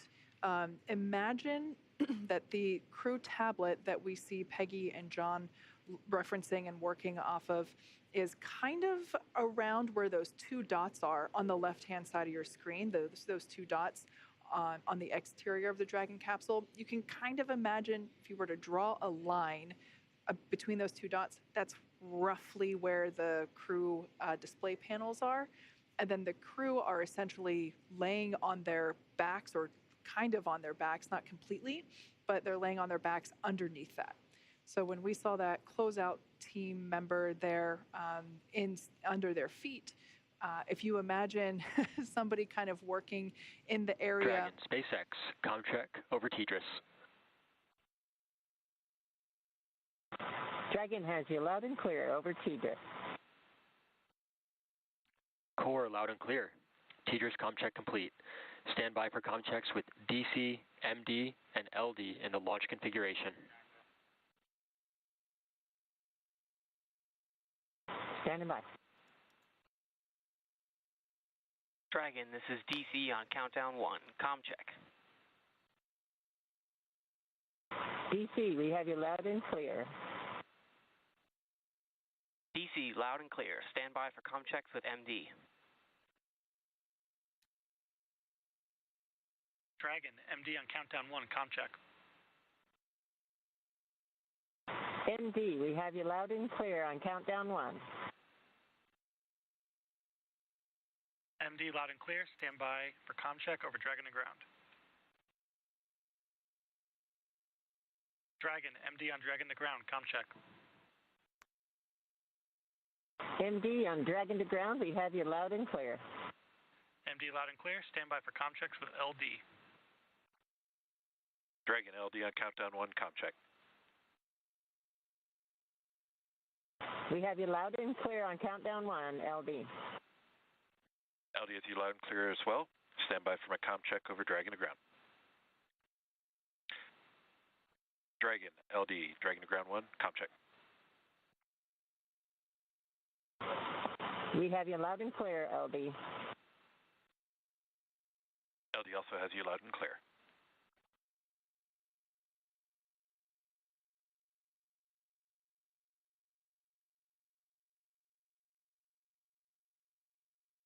Dragon, SpaceX, launch configuration, Comchecks complete.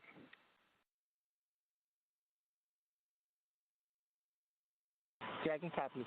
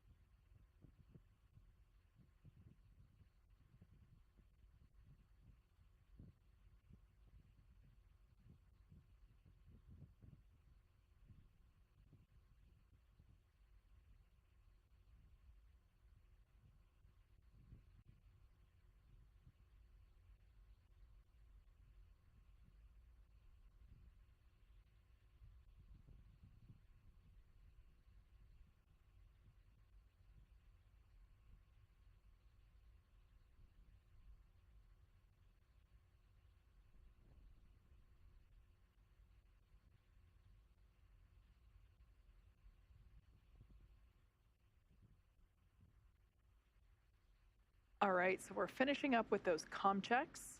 And I want to point out, for those that might be tuning in for the first time or might not be familiar with the structure of those Comchecks, that they are actually important. They do mean something.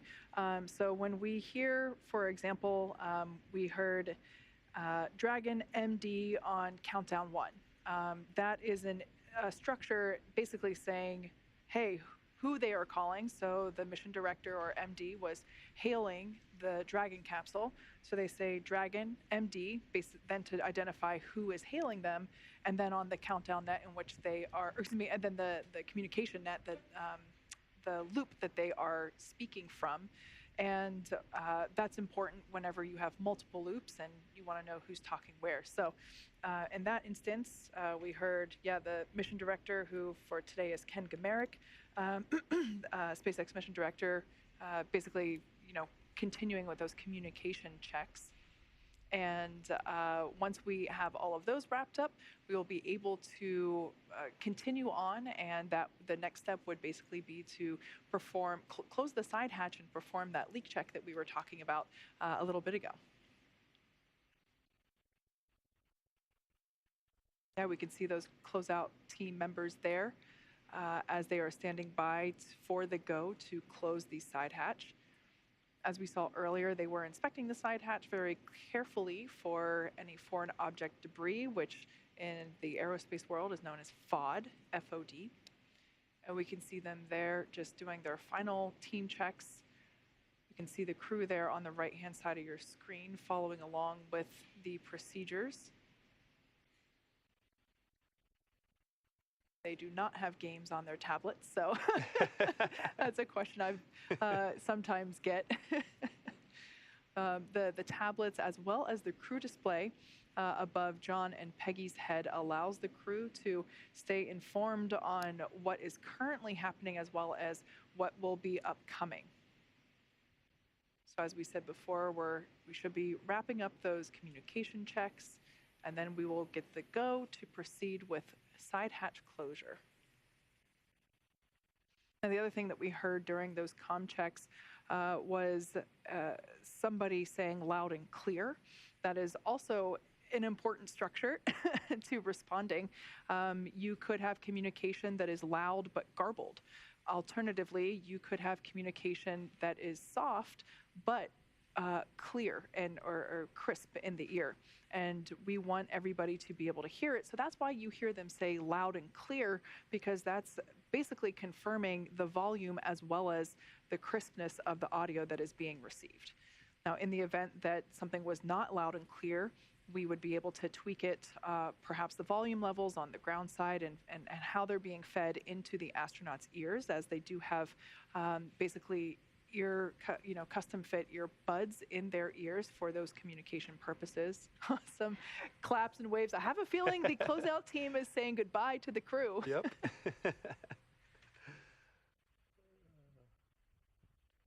Dragon SpaceX. Closeout team is taking final steps in preparation for side hatch closure. Stand by for transition to pad hatch closed. Ensure all items are secure from now through launch.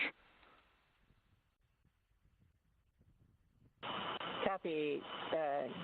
Closeout teams performing the final actions. We have secured all items prior to launch, and we're ready for the flight computer transition.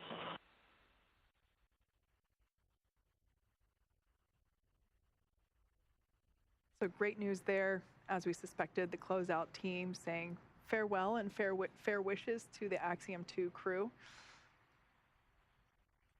They're now getting ready to close the side hatch.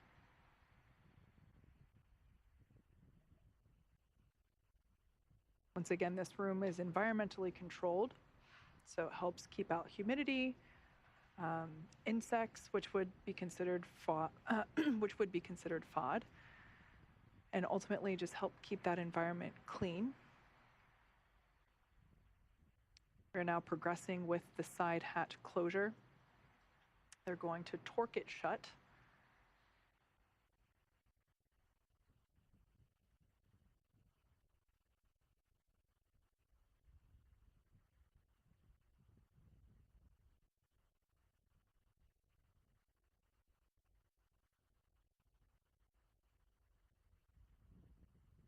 They will now attach equipment that will allow them to inflate the seal to pressurize, pressurize the seal around the side hatch. And as we mentioned before, very similar to the suit leak checks that are performed, that the seal will be inflated to a pressure that will be monitored over a few minutes, and basically monitoring to ensure that there is no loss of pressure, or also known as pressure decay. And if we did see a loss in pressure during this leak check, it would be an indication that Dragon SpaceX closeout team has secured the side hatch and has started the side hatch leak check per 4.3. Dragon copies. We'll follow along. So if we were to see a pressure loss during this leak check, it would be an indication that something with the seal isn't sitting quite right, in which case the closeout team would be able to reopen the hatch, wipe it down, inspect it. Of course, whenever we are helping the crew, or rather the reason that we help the reason we help the crew get into or ingress the capsule is not only to help make sure that they don't injure themselves or they don't injure their suit, it's also to ensure that they don't accidentally bump that side hatch during that ingress process. We want to make sure that that everything is able to really keep that seal. For that reason, we actually put protective fixturing that is removed right before the side hatch closure. We put that protective fixture there to help ensure that that side hatch is covered during ingress.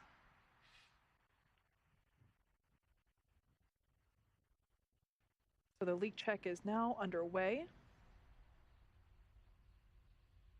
As I said before, we're going to hold this pressure for a couple of minutes and just monitor it for any pressure loss.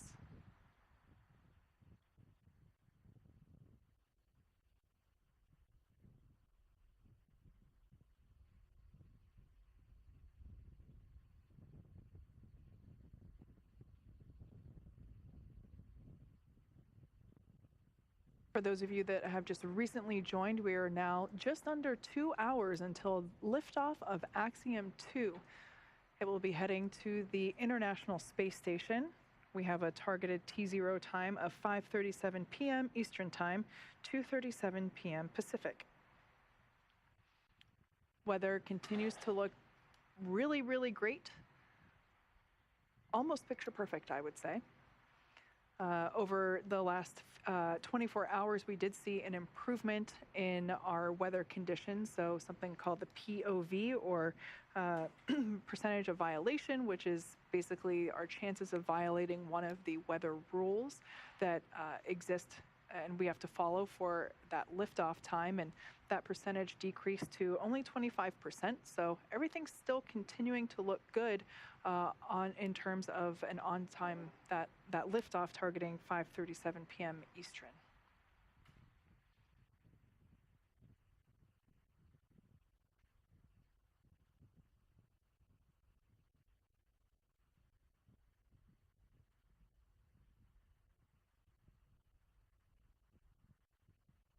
So we are now undergoing the leak check of the side hatch. This side hatch will remain closed until the crew splashes down in 10 days from now, weather dependent.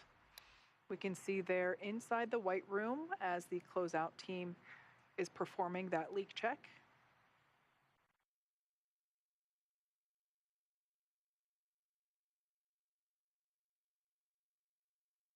This is such a great view because we saw the astronauts add their signatures to the wall there earlier right before they got into the Crew Dragon.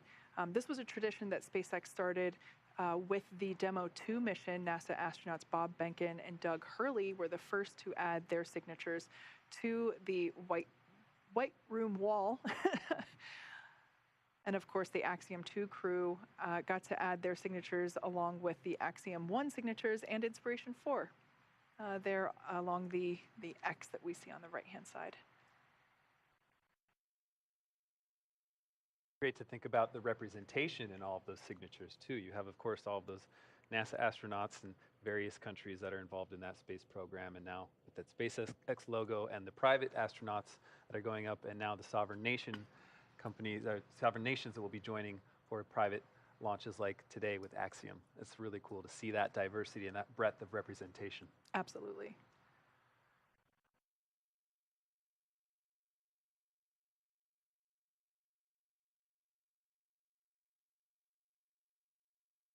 As I mentioned before, we are operating to a countdown today. That countdown helps ensure that all the teams are tracking to the same milestones for that T0 time.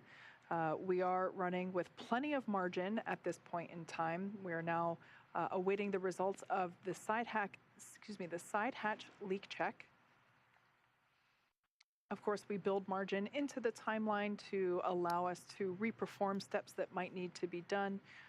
So at this point in time, we've just been flying through all the milestones. So we are tracking with great margin at this point.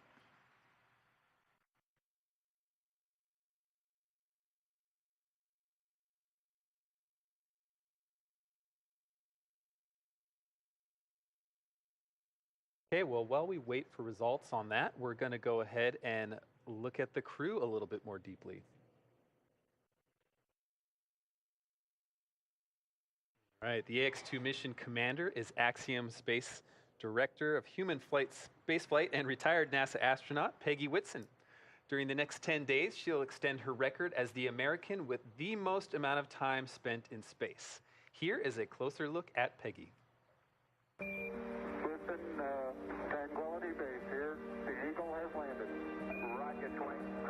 I saw the first guys walk on the moon, Neil and Buzz, in 1969. I was 9 years old, and I thought, what a cool job. Of course, I was a farm kid from Iowa. How was I ever going to do that? I didn't tell anybody from the time I was 9, raising chickens and learning to fly and all that. I wasn't telling people that I wanted to become an astronaut because it sounded like an impossible dream. And it wasn't until the first females were selected and I graduated from high school, and that to me was when I decided, hey, maybe this is real. Maybe I really can be an astronaut. And it became a goal instead of just a dream. Peggy Whitson became the first female commander of the International Space Station. She also set records in these categories: most days in space for a U.S. astronaut, and more hours spacewalking than any other woman. She understands what human spaceflight really means when you approach it with that awe and respect and humility. It's like you're doing it justice. The experience of just being in space is incredibly special and unique, but to me the most important perspective is perspective. You look out the window, you see planet Earth, and it gives you this perspective of how important that we're all one. And we're building this place out in space to replicate the piece parts that we have on Earth.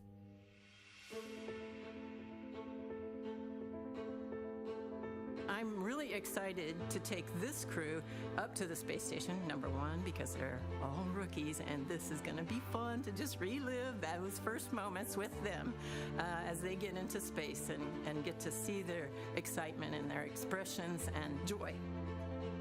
AX2 means there's a 2.0 to her career, and now she gets to help a wonderful company to take that next step in its mission. Her congeniality and her manner, extremely comforting, and it gave me the confidence that I could do this. She is inspiring. Personally, I look up to her and I want to be like her. I don't know. I love everything about Peggy. She's my role model. I'm Axiom astronaut Peggy Whitson.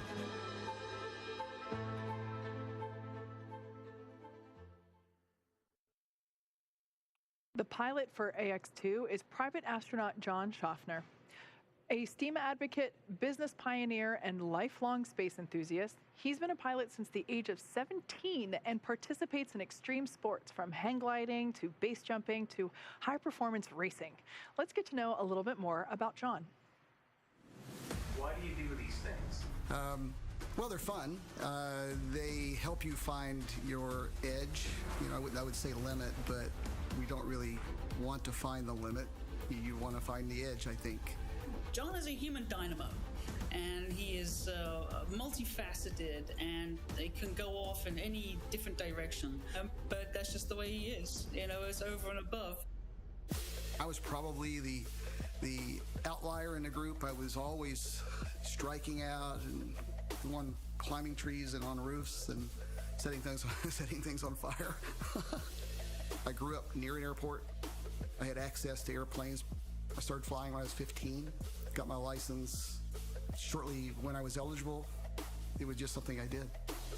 In the early 60s, actually 1963, when Jim and I began flying, it was big news. It's easy for an 8-year-old at that time to fall in love with space. That was our fun. Cardboard boxes, rolling down hills, emulating space training, Gemini pilots. So space just became part of the fabric of me, and it never left.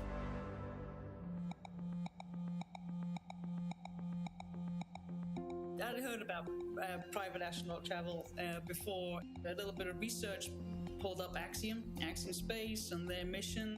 Well, my wife brought it to my attention. She saw the news article of Axiom flying and said, hey, you can finally go to space. And the moment I heard about this opportunity, I knew I would be on board. He's on a mission to encourage young minds to use their imagination. And from there, he says, possibilities are endless. I'm taking a patch for the Middlesbrough Independent School Systems. This is their middle school who last year actually decided to become a STEM certified school. What I want to do is show teachers and educators the value of listening and paying attention to what is in a student and help nurture what they see in them. It's hard to go against your nature, but if you can listen to yourself and follow that voice, then you have an obligation to nurture that. I'm John Schaffner, and I'm the pilot of AX2.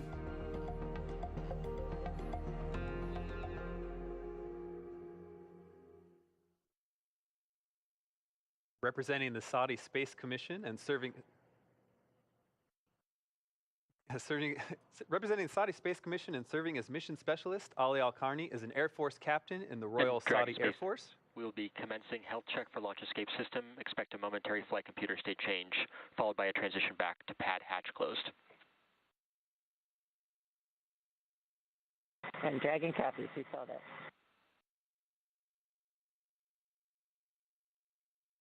Having trained at King Faisal Air Academy, as well as multiple bases in the U.S., Ali has flown as a fighter pilot for 12 years. Ali was selected as an astronaut in 2020. Here's more on Ali. I grew up in the southwest region of Saudi Arabia, in a very small town called Sabt al-Alaya.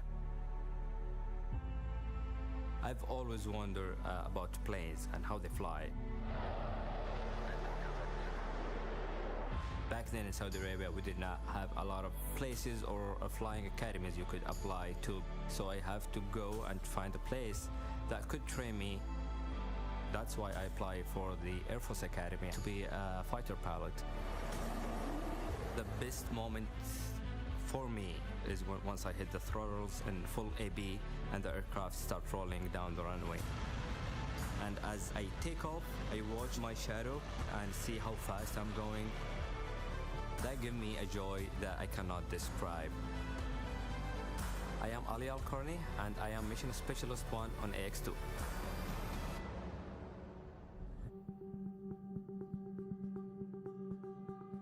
Being selected to be part of this mission make me privileged and honored to represent my country. I was really surprised about the results out of the announcement. People are loving it. People are super supportive of the mission. I consider myself a newly married. I've been married for 3 years now. And I've had my daughter. She's 12 months old. And I want to share with them how big it is what I'm about to do.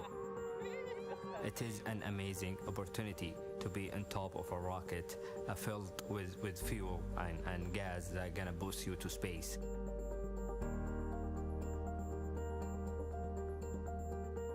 The team is amazing. We have worked so much to make sure we have a good crew coherence, and right now I can say that we do complement each other. Every single one of us has been trained to do everything regarding this mission. I would like to thank Axiom Space for enabling us to go back to space and giving us this opportunity. I have an amazing family. They are supportive of me throughout my career, and I want them to know before I step into the rocket that I love them, and I will always be there, whether physically or mentally, with them, and I'll do whatever it takes to make them feel happy and loved.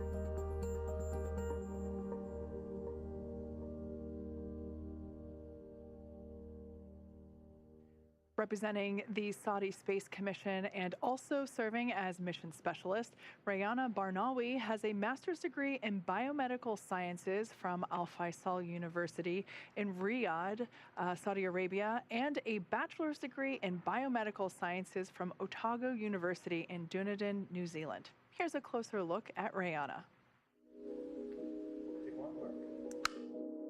It's a historic moment for Saudi Arabia and the entire Arab world. Saudi Arabia will be sending its first ever female astronaut into space.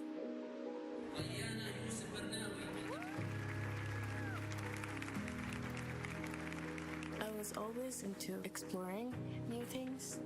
Research was one of the things that fulfilled that feeling for me. Trying to experiment, finding a piece of the puzzle that could solve a mystery. I never thought that I will ever be going to space, but at the same time, it feels like a dream come true. It's an overwhelming feeling, of course. Home for me is a small town. My dad had a little farm. He taught us how to plant. That was one of the first experiments. That was one of the most fascinating feelings.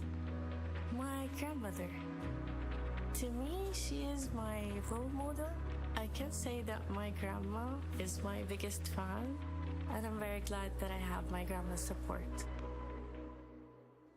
Saudi Arabia will be sending its first woman astronaut to the International Space Station. Rayana Barnawi, a biomedical researcher, is part of a private mission operated by Axiom Space. Rayana, she is an amazing scientist. She's done stem cell research and breast cancer research, and we are really excited to have her on board the space station doing some of the same types of things in space. It honestly feels like I am representing all Saudis' ambition, all female and all researchers as well. It's a big honor to be able to go to space and at the same time do the things that you love the most. It's not just that you have a nation that's proud of you, but you are creating the dream and the opportunity for this next generation to become the next space engineers and creating the idea that the infinite is possible and that space is a true opportunity. زي ما قال سمو ولي العهد محمد بن سلمان، نحن دولة للحالمين. أي حد عنده حلم يقدر يحلم عشان يوصل، وبدعم منه وبدعم من السعودية كاملة بإذن الله احنا حنوصل للهدف اللي احنا نبغاه. I am Saudi National Astronaut Rayana Barnawi.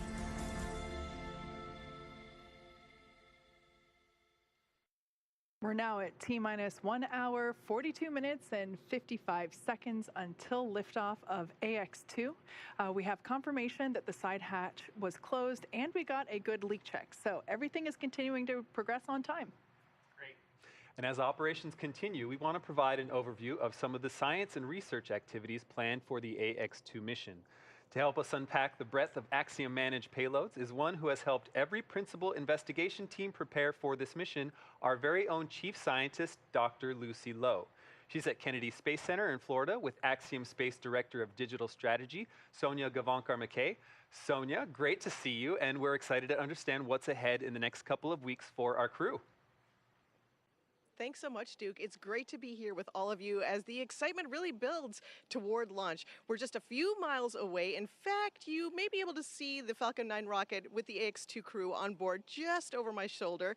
And yes, I'm joined with Axiom Space Chief Scientist for Microgravity Research, Dr. Lucy Lowe. Lucy, how excited are you for what's to come? Hi, Sonia. I mean, it's a fantastically exciting mission. There is an absolute massive amount of research that the crew is going to be doing, and I can't wait to see them get started. And there is a massive amount of of research they have to do, and we have just a little bit of time to cover it, so let's dive right in. It is packed for it, but what has been the scientific strategy for this mission, and what do we expect to see? So the scientific strategy is really continuing what we did on AX1, which is expanding access to microgravity for a whole new global community of researchers. So we're really excited to welcome on board our Saudi Arabian partners and see them do the research they want to do. We also have some opportunities to expand commercial opportunities by manufacturing products in space that could be beneficial for life here on Earth. So we have a glut of projects that are going to be doing all kinds of stuff about in-space manufacturing. So we're really excited about those. Now, you've organized the portfolio into 5 main categories, and we're going to kind of touch on each one of them very briefly. Let's start with physical sciences. I noticed that from the list there is radiation protection research as well as some storm-related research that is looking at how weather and climate and seeding clouds. Tell me what this all means. Exactly. So we have a really fun experiment that's brought from us from the Kingdom of Saudi Arabia looking at cloud seeding.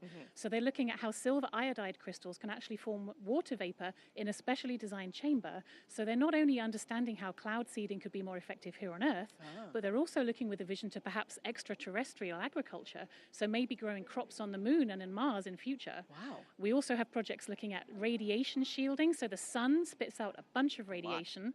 So looking at how different kinds of polymers could actually protect the electronics on the space station could actually help with future spacecraft design.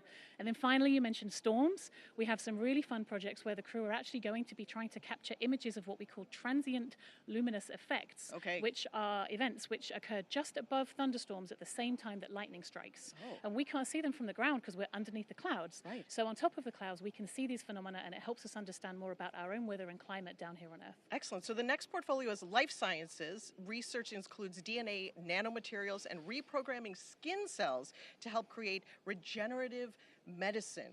There's also research planned to build on AX1 science modeling tumor organoids to better predict and treat cancers. Can you break down a few of those for us and tell me again what we can expect to see, what the astronauts will be doing up in space? Yeah, absolutely. So as I referred to some of those in-space manufacturing projects, so the DNA-inspired nanomaterial that you referred to could actually be used as a therapeutic delivery agent in future, or as a scaffolding for degenerating joints. We have also projects looking at 3D bioprinted tissues, so looking at liver and kidney and seeing how they respond in microgravity, which could be potentially very informative for helping us understand regenerative medicine efforts. And then we have a whole other project on stem cell manufacturing, which could actually then help with lots of kind of clinical applications here on Earth. So lots of research on that end, not even to mention all of the human research that our crew are very willing participants in, where they're doing all kinds of experiments to see how the human body responds to space, how it adapts to microgravity, and how we can use that knowledge not only to make space travel more safe for humans in future, but also help us understand our own physiology back here on Earth a little bit better. Okay, on to tech. The research being conducted here seems to be how can we automate more to take up less time doing things like data transfer. We know about that on Earth. What's it like up in space? Making communications with Earth easier and literally tracking where supplies and materials are on board. I mean, they have a lot of space up there inside the building, right? So they have to be able to track where everything is, loose bolts and whatnot. What stands out to you in this research? So it's interesting you mentioned how much space there is up there because there's fairly limited space. Yeah, so we have some, they can't exactly. So we have some Axiom technology demonstrations where we're demoing some of our own technologies that we can use on Axiom Station in future. But we also have some really fun technology demonstrations from our partners that are sampling the air inside the ISS. They're using special sensors called quartz crystal microbalances that can detect tiny molecules in the air and tell us a bit about the air quality inside the ISS. And then we have a really fun project from the MIT Media Lab where they're looking at what they call a gravity countermeasures loading suit or a skin suit, which actually models some of the effects of gravity on our crew, and so it helps them prevent some of the physical deconditioning that astronauts see when they go into space. Really important research. Absolutely. What do you think the air is like up there? I hear it smells of electronical equipment. Oh, okay. So we'll wait for those little cubes to tell us a little bit more information and figure out how we can scrub it. Okay. Partnerships also very important with Axiom Space since it started, and it's really great to hear about all of this research that's really coming from so many institutions, educational organizations. Lucy, how are you seeing the commercial opportunities evolve, and what's the goal for us long term? Yeah, absolutely. Great question. So we continue to expand our partnerships with a number of global research communities, which is really exciting, seeing really exciting research come in from new communities, new organizations, new researchers that have historically not had access to microgravity, and now we can provide that. But as I said, we're also very interested in opening up these new commercial economic opportunities to do things in space that can create materials or biomedical products that can benefit life here on Earth, because that's ultimately what we want to do at Axiom. Is everything we do in space, we want to be benefiting every human everywhere, which includes not just the astronauts, but all of us back down here as well. Well, thank you so much, Lucy, for all your time. We're going to be talking to you during the mission as well to find out a little bit more about what's been transpiring up in space, what we expect to see down here, and so much more will come our way. Thank you so much, Lucy, for your time. Thank you, Sonia. Well, that is amazing groundbreaking work that we're going to be seeing, the additional insights of these studies, and so much. You can follow the efforts as they play out on orbit. Just visit us at axiomspace.com/AX2Research. We're going to send you back now to Hawthorne, to Duke and Kate. Thanks so much, guys. Thank you, Sonia. Thank you, Dr. Lowe. Well, switching gears a bit, Axiom Space is also working to create partnerships with companies that you wouldn't typically expect to hear about going to space. Some of those companies end up with some representation on board a mission as well.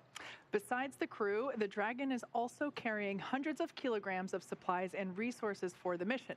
Most of these materials are essential as supplies, but every mission has a few fun surprises. One of those that's often discussed is the highly anticipated microgravity indicator. This is actually the only item inside Dragon that isn't secured at launch. Once the crew successfully reach orbit, the microgravity indicator will begin to float, allowing all of us to visually see what we've completed during the launch phase of the mission. And to reveal the indicator, a fifth crew member named Gigi here is a very special greeting from Sharon, John, and a few of the younger Axiom family members who helped prepare the indicator for this flight. Hi, it's Sharon John, Build-A-Bear CEO and President. We're incredibly thrilled to be a part of the AX2 mission to space. Thank you so much for this incredible opportunity. We also wanted to be sure and wish good luck to all of the brave, wonderful crew members that are headed off to space, and hope that an extra fifth furry crew member brings you luck. With that in mind, we wanted to also send you off with a very special heart ceremony. As some of you may know, we have heart ceremonies at Build-A-Bear workshops, but we've created a really special one for today. So what we're gonna do, guys, is we're gonna do a special heart ceremony. So what you're gonna do is you guys are gonna warm up your hearts like this, or rub them to get them nice and warm. Then you guys are gonna pat those hearts to get them started. Pat, pat, pat. Rub it on your hands so they can steer the spaceship and stay on course. Then you guys are gonna rub it on your ears so they can hear mission control loud and clear. And rub it on your eyes so they have the best view of Earth. So let's have a safe and successful mission. Let's put the heart in our hands, hold it really tight, close your eyes and make a great big wish for them. Then you guys are gonna give it a really big kiss. Mwah! Good job, guys. It's overflowing. Lots of love. Let's see it. All right. Thank you so much. We'll be thinking about all these hearts when we get to space and our little bear's floating, okay?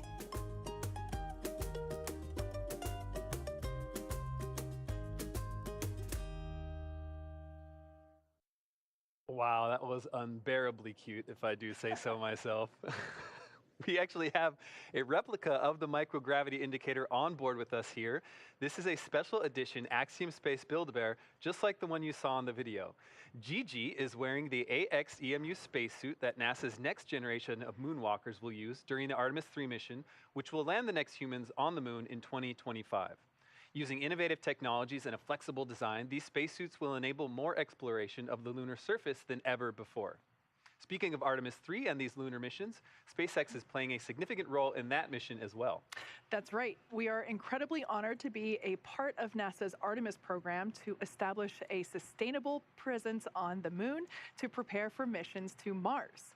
SpaceX will conduct an uncrewed demonstration mission to the moon with our new Starship vehicle prior to the Artemis 3 mission, marking humanity's first return to the lunar surface in more than 50 years. Starship's early flight tests, followed by regular Starlink deployment missions and propellant transfer demonstrations, are also directly advancing NASA's Artemis program, along with SpaceX's ongoing mission to make life multiplanetary. A big thanks to Sharon John and Build-A-Bear for their support in our mission. We're all really excited to see Gigi floating around inside the Dragon in the next couple hours. To learn more about Gigi and all the exciting efforts on this mission, visit axiomspace.com. We're just over 90 minutes away as the Axiom 2 crew awaits its 5:37 p.m. Eastern Time liftoff from 39A at Kennedy Space Center. Right now, a quick status update. The crew's inside the capsule. The side hatch is closed as of about 30 minutes ago. Leak checks are complete. We've also had completion of comm checks between both Dragon and Falcon ground teams with the crew. Looking at weather right now, the weather continues to be good for launch and any contingencies if needed. Local pad weather continues to be that 25% probability of violation. We'll just watch over the last hour and a half if we get any clouds drifting over from inland. Conditions in the Atlantic are also good should we need a contingency landing somewhere along the eastern seaboard. Falcon 9 team will begin bleed in at T-minus 1 hour and 10-minute mark of the Merlin engines. And the latest update we've heard from the SpaceX team out at 39A, the support crew is leaving the crew access arm. With the hatch closed, all their work is finished. So right now, everything is on schedule at T-minus 1 hour, 30 minutes, and 28 seconds.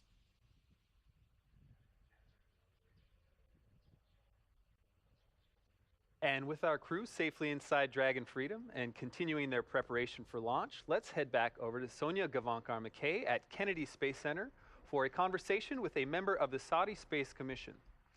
Sonia, this is an exciting moment for many around the world, but what does this mission mean for the Kingdom of Saudi Arabia? That's a great question, Duke. Our work with KSA and any partner begins just years before the launch date. We started talking with KSA about 4 years ago, and like any commercial partnership, there are a lot of details to work out, and that's especially true with the U.S. commercial company signing with a direct agreement with a foreign nation. Once you get through the negotiation process and get to the actual signing of contracts, which took place in 2022, then you have to get to work planning, preparing, training for the mission. Not only are these partnerships beneficial for Axiom Space and our goals of building history and expanding access to low Earth orbit, but we're enabling nations like the Kingdom of Saudi Arabia, organizations and individuals to achieve their goals in space. Joining me now from the Saudi Space Commission to share how this mission and our partnerships are so critical to their ambitions beyond Earth. We are joined now with just the perfect person to talk to. Thanks so much for joining me here today, Ibrahim. Thank you, Sonia. Thank you for having me. Let's start with the ambitions of the kingdom. What brought you to this moment? Of course, I'd say, you know, on the personal side, I'm a space enthusiast, and I know there are so many space enthusiasts there in Saudi, and we're so excited to be here. And this is the first mission of the Saudi Astronaut Corps, and this program started to begin, and it will be a sustainable program. Right. But why now? Why take this big leap right now? Well, there's always a right time for something. This is a huge thing. Space is becoming more evolved now, and this is the right time for space. And we see so many nations are joining the space race, and Saudi has been there 38 years ago, actually, with Prince Sultan being the first Arab and first Muslim to go to space, and we're continuing this work in going with the first female Saudi and Muslim astronaut. It's such a momentous moment. We talked about the first steps. We talked about the evolution. Long term, what are the goals for SSE? So the national space strategy aims to have the kingdom to be a key player in the space sector. Right. This is just the beginning. This is just a first program, and this only looks at the sector of the human space flight, and we see this mission as a stepping stone that will continue to take presence in space. And what does the Kingdom of Saudi Arabia have that's unique that you bring to the table? I think you could know, like Rihanna's like for today, she's unique, becoming the first Muslim and Arab to go to the ISS, and also first.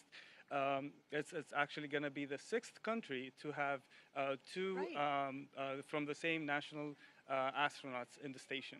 So this is, like we said, the first step. It's an exciting step. How do you feel right now? Oh, my feeling, I can't really explain my feeling. I don't think that I have enough words to express my feeling.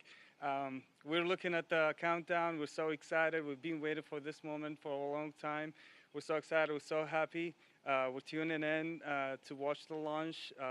We can't wait to see them in orbit. And you've spent a lot of time in Houston with us, right? Through all of the training, you've been there.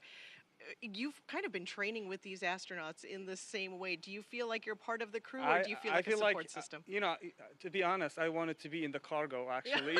You're going to be a stowaway? Yes, yeah. I really wanted to go with them. I feel like I am with them in the journey. I enjoyed like every moment. This is the most exciting moment, of course. I can't wait to see them in orbit, and I can't wait to see them back again. And I'm going to feel like I'm in space with them, but without the zero gravity, of course. That's right. Well, it's been a pleasure to work with you and your entire team.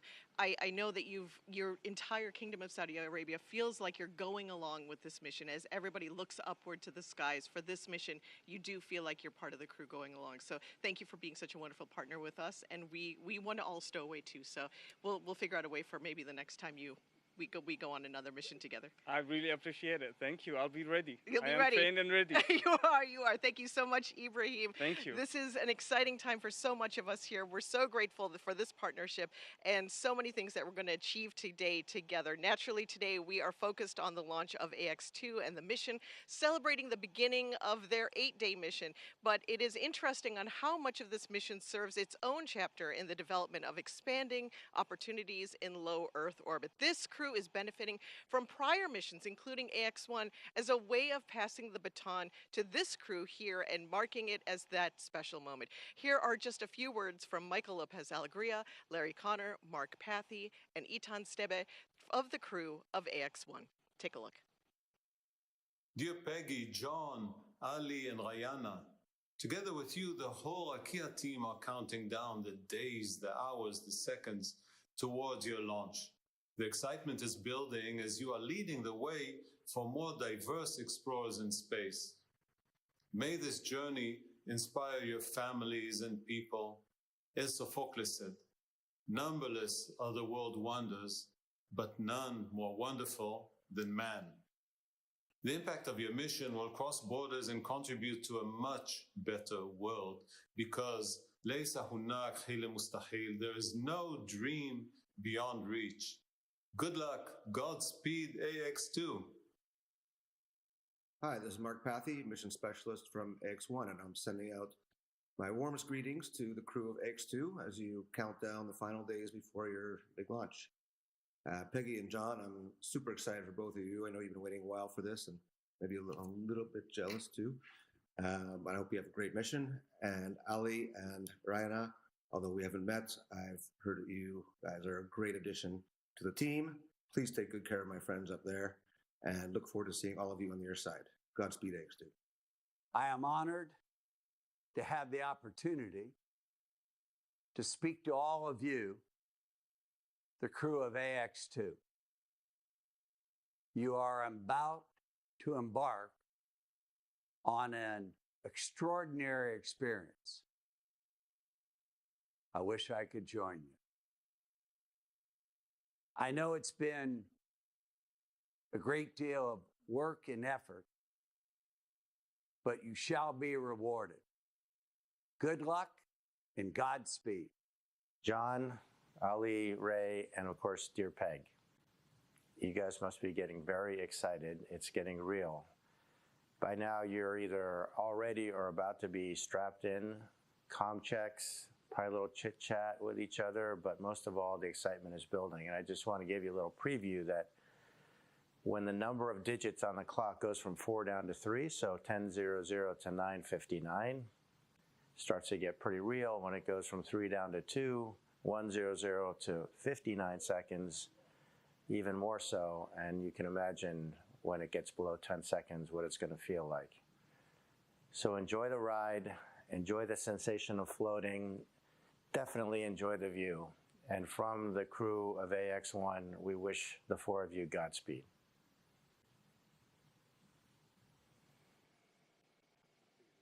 It's absolutely incredible to be part of this rapidly growing effort and industry. Every mission points to the next, and I hope you feel the energy and anticipation like we can here on the Space Coast. Duke, Kate, this really never gets old. I say that this is my first time at a launch. What's the energy like out at Mission Control at SpaceX?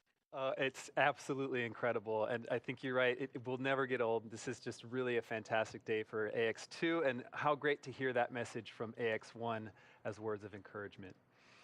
Well, as we've mentioned, this is a privately funded mission, and so what that means is that the origins and primary funding for this mission are coming from places other than national space agencies. So it's not a government-driven effort, which is unique. Axiom Space is pioneering partnerships between us, a commercial entity, directly with nations other than the United States, which may sound like a simple thing, but these kinds of partnerships, especially for the purpose of space exploration, are really covering new ground. We are so proud to be partnering with the Kingdom of Saudi Arabia for this mission, and while we view this relationship with them as a partnership, they are also our customer. NASA is another customer in this process. They'll actually be paying for some of Commander Peggy Whitson's time while she's on board station to conduct specific science that's of importance to them. So we're very proud to help meet the high demand for space and research, science and research in space, while pioneering the expansion of commercial spaceflight. In addition to the first of their kind partnerships that Duke just mentioned, we also have a strong and growing partnership, SpaceX and Axiom Space. In the spaceflight business, a purely commercial entity paying another purely commercial entity to fly humans to space has been mostly unheard of, but our hope is that it will become more and more common. SpaceX is proud to continue growing our partnerships with Axiom Space, NASA, and other commercial companies who can put our services to good use for the benefit of humanity. For the AX1 mission, we introduced a series of digital collectibles, and the response to those were really outstanding. So for this mission, Axiom Space will continue to push the boundaries of Web3 by partnering with several well-known digital artists and brands to celebrate the continued growth of the commercial space environment. Axiom Space 3 is our program that combines the promise of space exploration with the power of Web3 blockchain technology. This is a token-gated community network which allows members to engage with astronauts, space technology professionals, and Web3 entrepreneurs. For this mission, we'll kick things off by launching a brand new digital art collection by art blocks artist Nadia Bremer, an astronomer, data visualization designer, and artist. This new art blocks collection will feature a 484-piece algorithmically generated collection that showcases imaginary maps of the stars with unique constellations. To make this collection even more unique, the digital art will actually be initiated from on board the ISS by AX2 Commander Peggy Whitson. Additionally, the AX2 digital art collection will feature works by Thank You X, an American artist out of Los Angeles, California. Thank You X is sending up a piece of his physical art canvas to space, titled Urge for Perfection. He will also be releasing a commemorative NFT, which will celebrate this mission and the canvas going to space. This NFT will be available for purchase right at launch, and the sale will close by splashdown. These collaborations with digital artists and brands bring a new level of creativity and inclusivity to commercial space industries like ours. For more on this and all of our digital collectible activities, visit nft.axiomspace.com. There you can also find more instructions on how to get involved and buy your boarding pass to participate in all of the AX2 activities. Well, the most visible part of Axiom's work today is these missions to the International Space Station. These are just the leading edge of one aspect to the preparation for our real goal: operating a completely commercial space station and laboratory in low Earth orbit. These missions serve as an opportunity to learn and prepare for how to handle logistics, maintenance, schedules, routines, crew volume, and every other aspect of space missions. The roadmap that Axiom Space has created points to some major milestones to evolve our presence in space. They include deploying our own habitation modules and docking them to the front of the International Space Station, deploying our own solar panel and Earth observatory elements, overseeing long-duration space flights of 6 months or more that lead to a permanent presence of commercial activities off-planet, developing spacesuits and other necessary technology to live and work in space, and eventually breaking away from the International Space Station to be 100% independent as a commercial space station. While the launch of the first ever commercial space station module is still a couple of years from launch, the process of designing and now manufacturing have been underway since 2015. Here is a bit more Dragon on the current SpaceX for status. Falcon 9 status update. Go for Falcon 9 status. The F9 team is going to take the action to vent the manifold for the pre-briefed Falcon 9 status. This will be a loud venting, so we do expect that you will hear it in the vehicle. They'll be taking that commanding shortly, but just giving you a heads up, you will hear this venting. Okay, copy. Venting the manifold, and we expect to hear it. Thanks.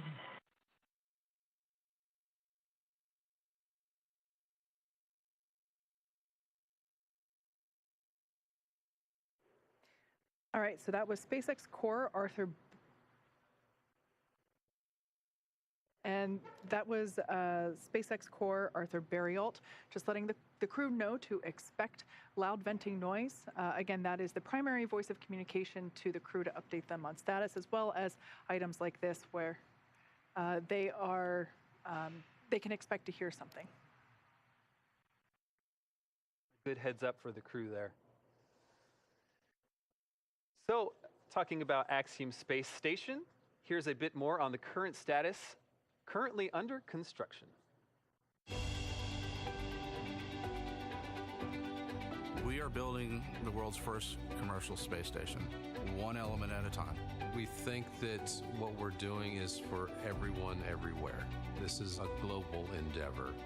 Our partner, Thales Alenia in Italy, is in the finishing stages of building the first module, the first pressure vessel. We are here in the integration and manufacturing area of Thales Alenia Space. Here we have the two cones that will be part of the module. Is also the gate to the module to come in and to come out. The very big cylinder that will be the core of the module. Just to have an idea of the dimension of the real module, you can see me compared with the structure. On these ports, all the additional modules will be docked. This is the most complex piece of the entire Axiom module. We're on pace to build a human-rated spaceship faster than anyone's ever built one. When we look at our roadmap, we look to see how we can double its capability every 5 years. It requires a lot of different talents and a lot of different engineering backgrounds, so we've really expanded the team. I'm working on the time-sensitive network aspect of the space station. So that's the network, have all the flight computers synchronize and actually do the thruster firing at the perfect time. So this is the command trailer. We're able to control our test stand, which enables us to vary our set pressures, our flow rates into the thruster in order to collect performance data at various OFs and chamber pressure conditions. It's always a blast to come out here, set everything up, and start lighting rockets off. Behind us, we have the carbon dioxide removal subassembly. We're going to be creating the most integrated ecosystem that has ever been put into space thus far, which is a really cool thing to be able to say. I fabricate PC boards and cables and harnessing. This is a life-critical job, and you want to make sure you do the best possible job.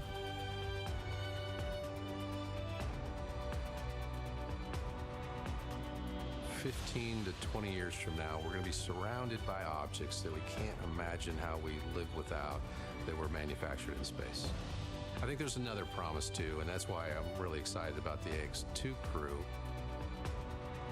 There is this effect that people have gone to space and had this, it's called the overview effect. Many people have come back profoundly changed because of their experience. And I think the more people that we can have that see the world as the whole world, the better off we all are.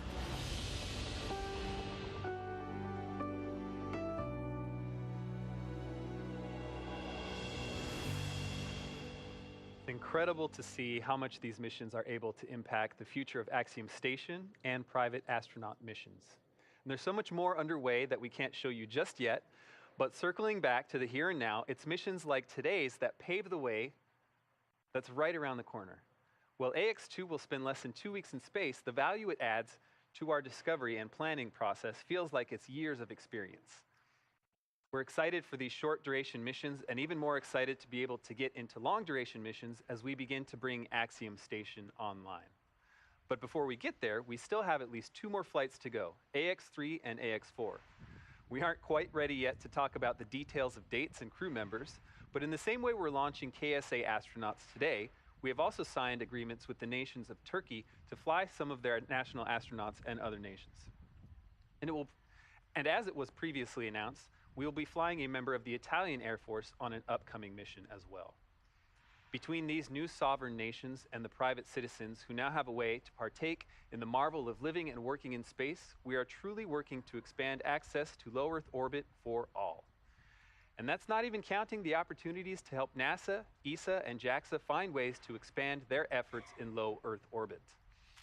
It's all super exciting news and progress for the future of human spaceflight. We're really looking forward to successful completion of this mission as well as the 2 that are yet to come. Now at the moment, let's check in with John I for another status update. Just over 70 minutes away as the Axiom 2 crew awaits its 5:37 p.m. Eastern Time liftoff from Launch Pad 39A at Kennedy Space Center. You've got a view right now of the crew access arm. The seals along Dragon have actually been deflated. You can see a little bit of a gap between the capsule and the arm. The SpaceX team has left the tower. They're getting out of the hazard area.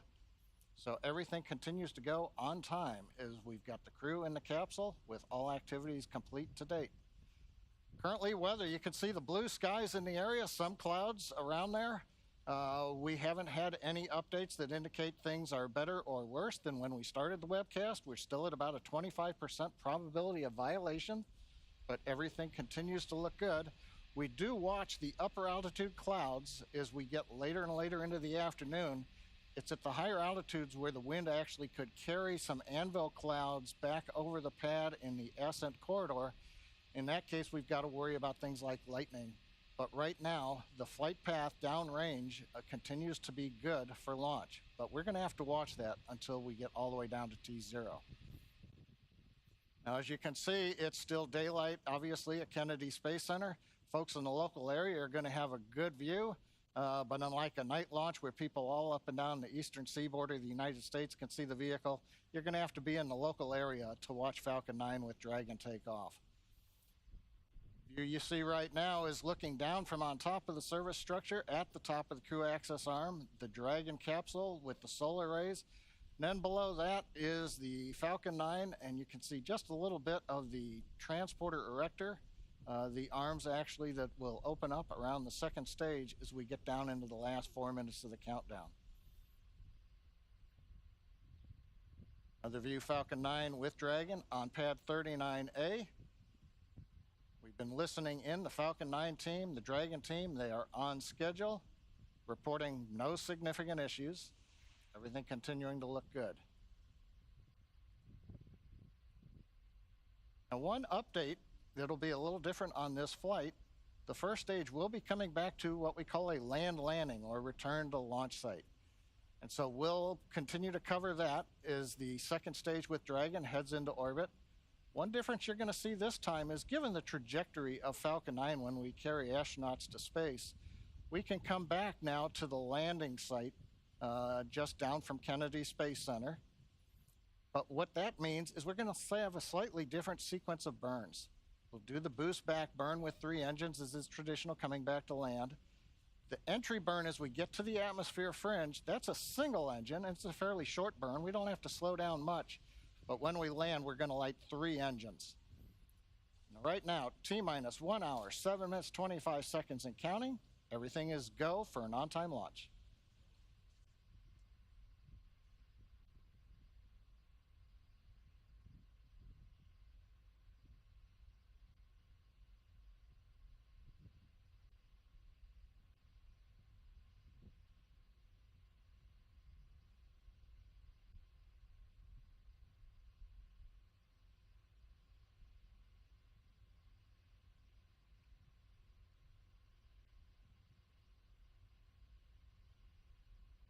A big thanks to all of you tuning in now as we welcome NASA and their coverage of the second Axiom mission, AX2. You're joining us here with live views from NASA's Kennedy Space Center. Specifically, this is the iconic Launch Complex 39A with a Falcon 9 rocket and Dragon spacecraft that are in the final stages of preparation, leading to launch in just over an hour from now. As the name suggests, this is the second flight for Axiom Space with a handful of noteworthy firsts. This 10-day mission will see the first female commander of a private space mission, legend and former NASA astronaut Peggy Whitson. Our pilot, John Schaffner, will soon become the first Alaskan astronaut. And 2 national astronauts will be the first from the Kingdom of Saudi Arabia to fly to the International Space Station, Ali Al-Qarni and Rayana Barnawi. Taken together as a crew, this is the first private mission with private astronauts and astronauts representing non-US nations through direct commercial arrangements. And that's just to name a few. My name is Duke Brady, and I'm a multimedia specialist at Axiom Space, based out of Houston, Texas. And I'm Kate Tice, Quality Systems Engineering Manager here at SpaceX headquarters in Hawthorne, California. And as Duke just mentioned, our coverage has now expanded to NASA television, and we would like to welcome NASA's Leah Cheshire from Johnson Space Center in Houston, Texas. Hey, Leah. Hey, Kate, great to see you and Duke, and I'm excited to join as we get closer to launch, so thank you so much for having me. I am here in Mission Control Houston, where the Orbit 3 team is coming on and taking over from the Orbit 2 shift. These teams are monitoring the station and its crew 24/7. And of course, in here today, we'll be watching the launch with the International Space Station flying 260 miles over the southwest coast of Ireland at the time of liftoff. But we've still got some counting down to do before then, so back to you guys at SpaceX. Thanks, Leah. Now, liftoff time is still holding for 5:37 p.m. Eastern Time, and we're tracking no issues with Falcon 9 or Dragon. The range is green, and the weather is cooperating, as we saw earlier. Really picture-perfect views coming to us from Kennedy Space Center, as you can see there. Now, over the last 3 hours, Axiom astronauts Peggy Whitson, John Schaffner, Ali Al-Qarni, and Rayana Barnawi donned their SpaceX suits in our suit-up room and were then transported to the pad where our crew entered the SpaceX Dragon spacecraft that you see there live on your screen. And since arriving at that spacecraft, our crew were helped by the closeout engineers to get into their seats, attach their suits to special umbilicals that provide breathing air and communication links to Dragon's systems. They conducted successful leak checks and communications checks with the core here in Hawthorne, which is the person dedicated to speaking directly to the crew throughout the mission. The closeout team sealed the hatch, which also got its own leak check, and they have departed the pad. Coming up, weather operators kick off their final check on wind speeds at the pad before the final go, no-go for launch. Now, before we get to that final go, no-go, the SpaceX team will do an internal poll, making sure conditions are steady with Falcon 9, Dragon, the crew, the range, and weather. A lot of things needing to line up there. Absolutely. Now, as the countdown continues, we are now approaching T-minus 1 hour, 3 minutes, and 15 seconds. Let's take a moment to get reacquainted with our crew today. The AX2 mission commander is Axiom Space's Director of Human Spaceflight and retired NASA astronaut Peggy Whitson. During her career with NASA, Peggy flew 3 long-duration missions to the ISS and has more cumulative time in space, 665 days, than any U.S. astronaut and more than any woman in the world. She has conducted 10 spacewalks with over 60 hours to her credit. Dragon SpaceX cycling orbit tank isolation valves to equalize low flow pressure. Dragon copy. And that was the voice of Peggy Whitson, who also performed hundreds of research experiments on board the ISS. The pilot for AX2 is private astronaut John Schaffner.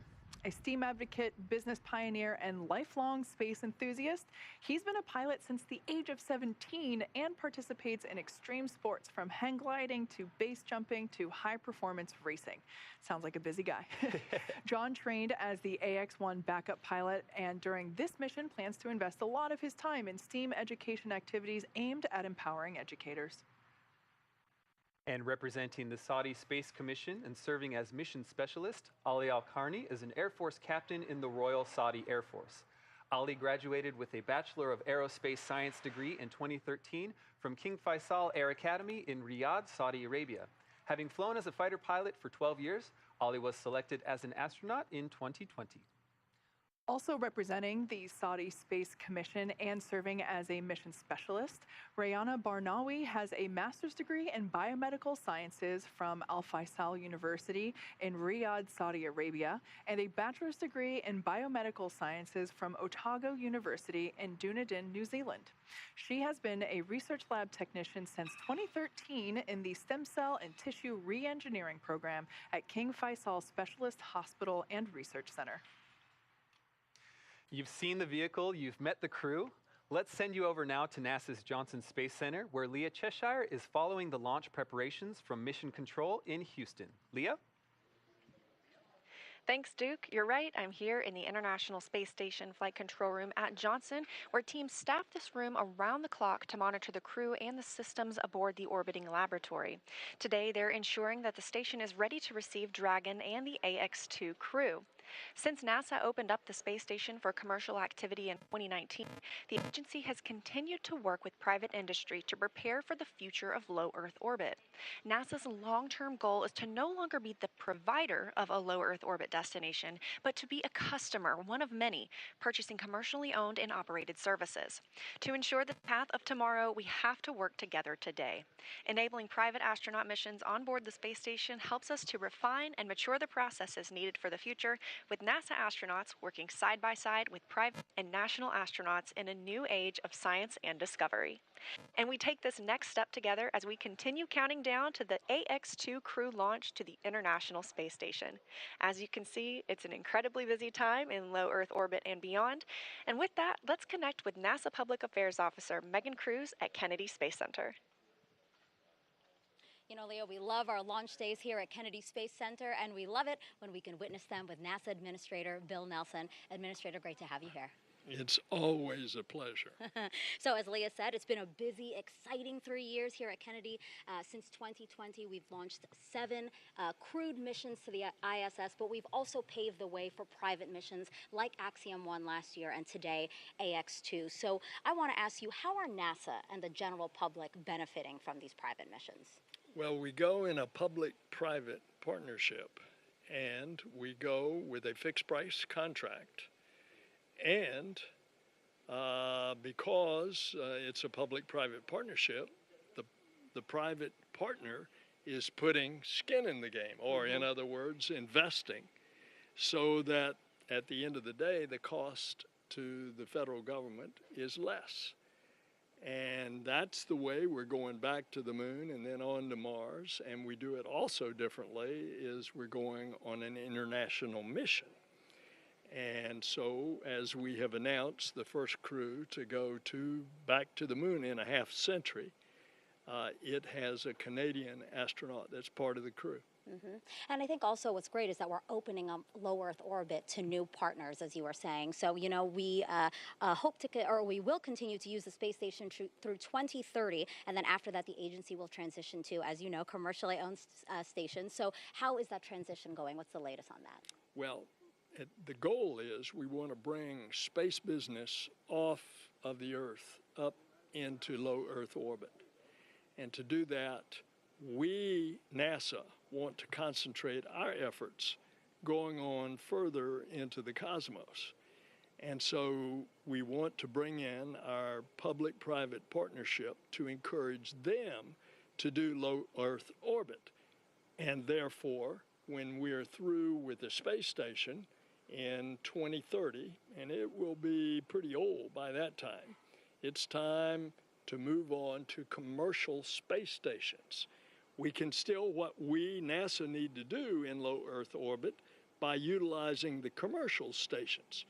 And we've given seed money to 4 companies to build commercial space stations in low Earth orbit.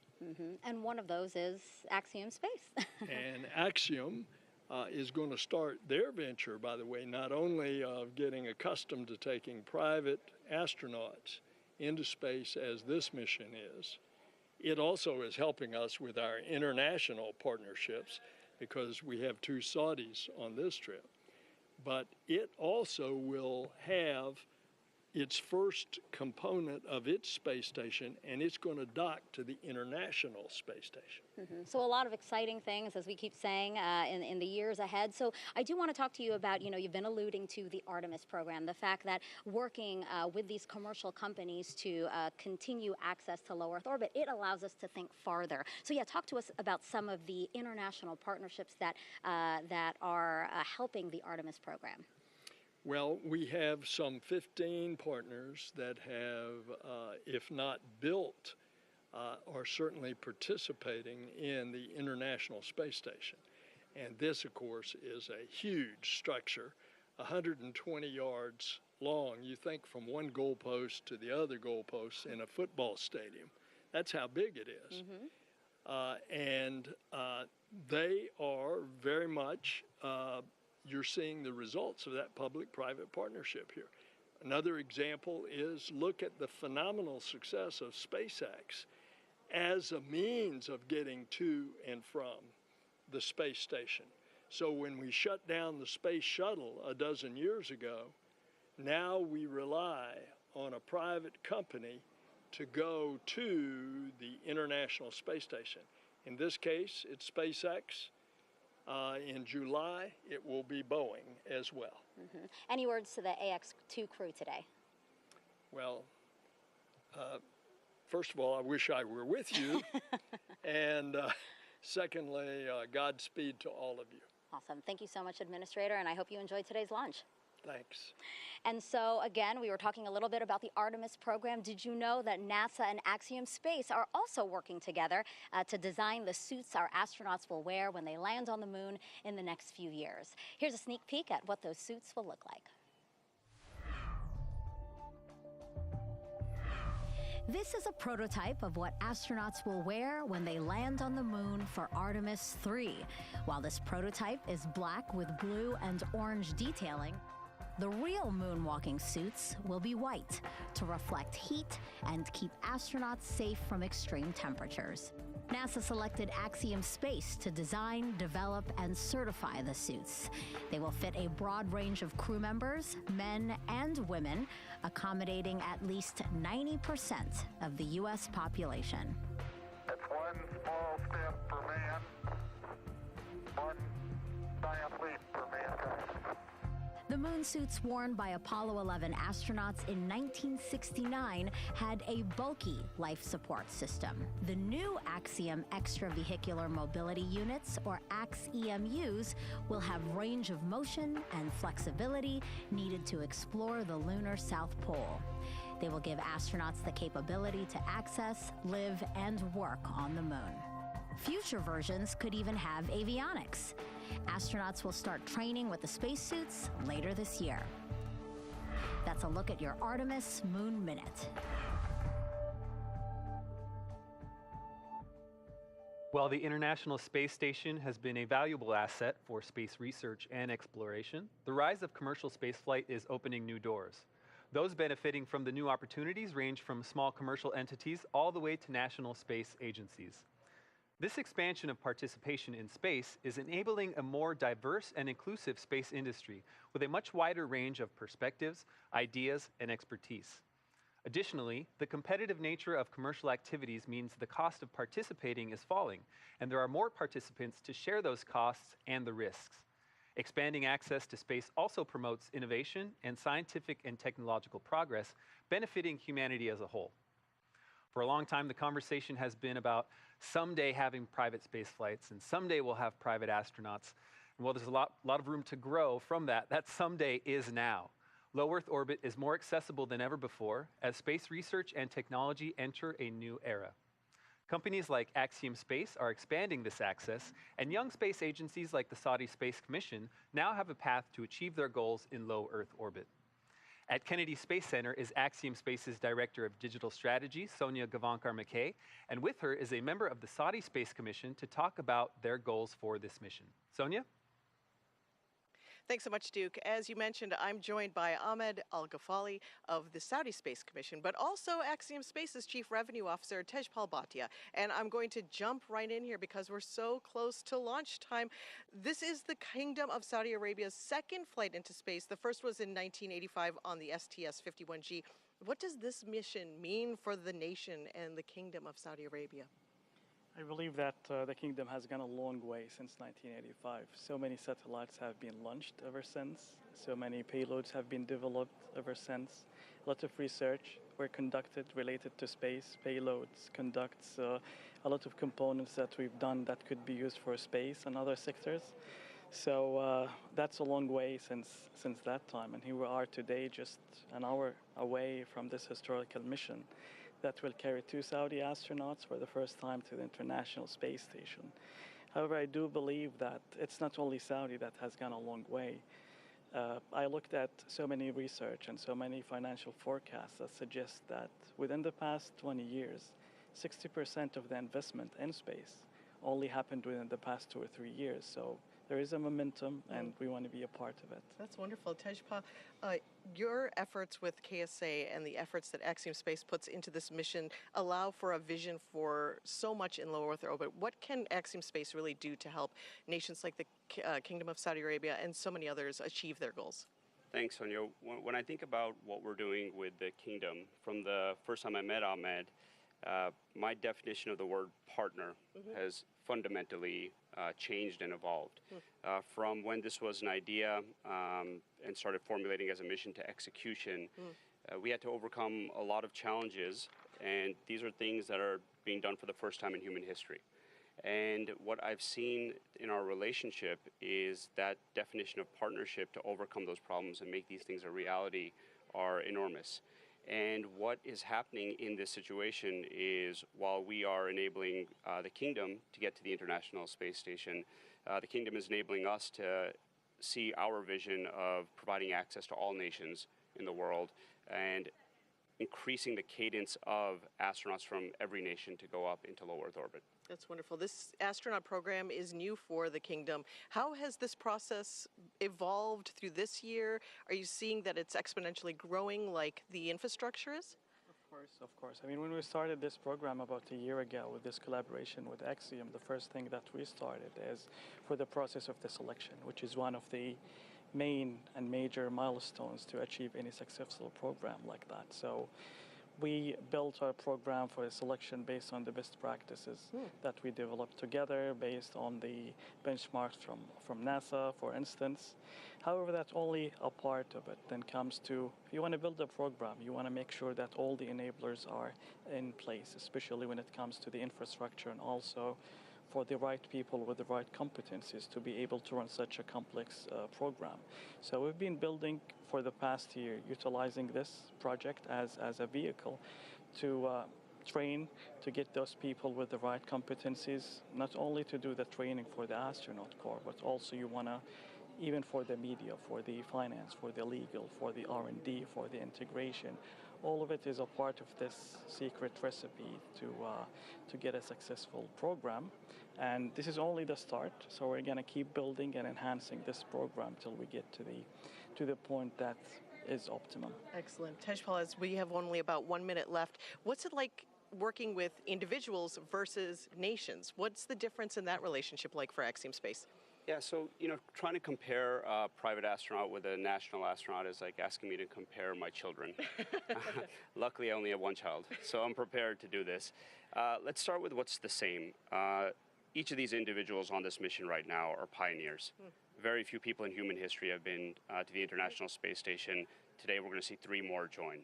And each individual represents their country and humanity, and they're going to inspire girls and boys all over the world today and moving forward. The big difference is with the Kingdom seeing this more as a program. Right.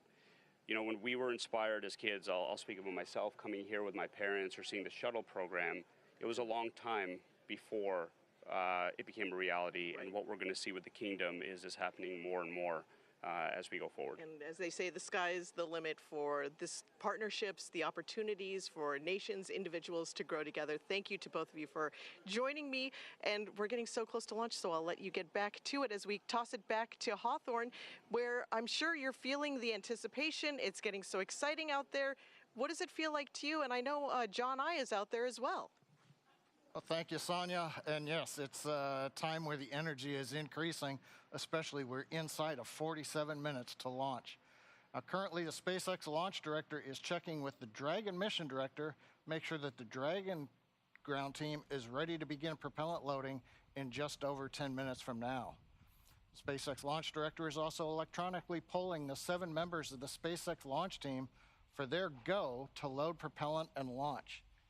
Now, once we get that go, when we get green lights across the board here on the procedure, the launch director will then come back and make a series of announcements. They'll talk about the control room, what to do during the countdown, as well as protocols for hold and launch escape. Coming up on 46 minutes, they're continuing to get the goes from the team electronically. We're waiting to hear the launch director give those instructions. That ought to come within the next minute. Now, once we get through the instructions, that will give the clearance to retract the crew access arm. That will then set up for arming of the launch escape system, and that will take us into propellant load itself. That'll begin at T-minus 35 minutes. You can see on the monitor the crew on the right-hand side. They're getting ready for their final directions here. On the left side, we've got the Dragon capsule, the crew access arm. Polls complete, and the team is ready for crew access arm retract, propellant load, and launch. Reminder for control room lockdown for all operators in mission control and firing room 4. Both control rooms will go into lockdown at T-minus 45 minutes, which is now, and remain in that state until the launch escape system is disarmed. All operators remain at their console and maintain a sterile cockpit until MD confirms successful disarming of the launch escape system following orbital insertion or propellant offload in the event of a scrub. Reminder on hold and launch escape protocol. For non-urgent no-go conditions, brief CE or LD, they will approve aborting the countdown. For urgent issues affecting the safety of the operation, operators shall call hold, hold, hold on the countdown net. Launch control will abort launch immediately and proceed into the launch abort auto sequence. At T-minus 10 seconds, launch control will be hands-off and relying on automated abort criteria for the remainder of the count. Finally, operators shall advise launch director whether structural breakup or fire is imminent or occurring for Dragon manual escape flight rules. Finally, regarding leak-through on the first stage ACS isolation valve, we will manually monitor the pressure in the manifold.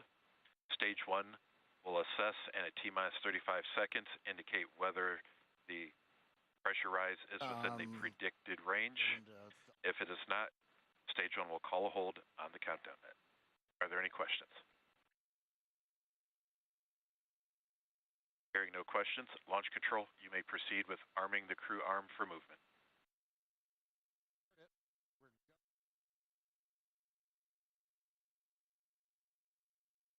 We're go to proceed with propellant load. Crew access arm retraction has and started. The crew access arm, Kate, it's going to begin retracting. We're getting into that next dynamic phase where a lot of events start happening over the next 10 minutes.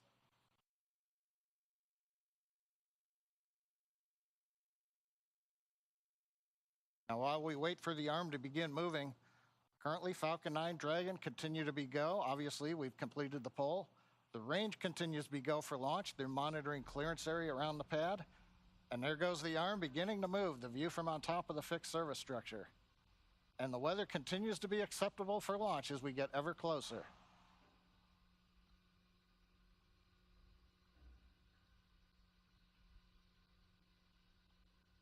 Nice view from the camera inside the white room as the arm moves away from Dragon.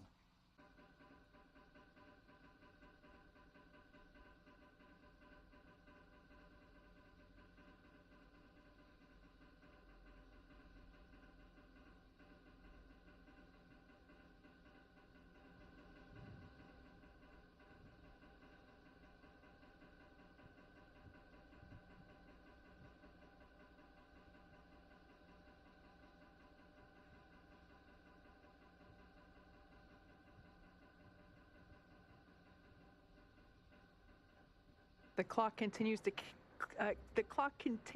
tick down. We're now at T-minus 42 minutes mark on the dot. Crew axis arm retraction is complete. As you just heard there, that crew axis arm is now completely stowed. It is now in the launch position, of course necessary in order to clear the way for Falcon 9 to lift off. Now, next up, we'll hear the call out that the launch escape system is going to be armed, and from there, we'll hear that Falcon 9 propellant load will also begin. Dragon, SpaceX, you are go for Section 6. Close visors and arm launch escape system. Copy. Go for Section 6. We saw our AX2 crew members exit the brand new suit-up room located in the Falcon support building just about 3 hours ago. They also got their tablets. And SpaceX Dragon. Visors are closed, and we're arming the launch escape system now.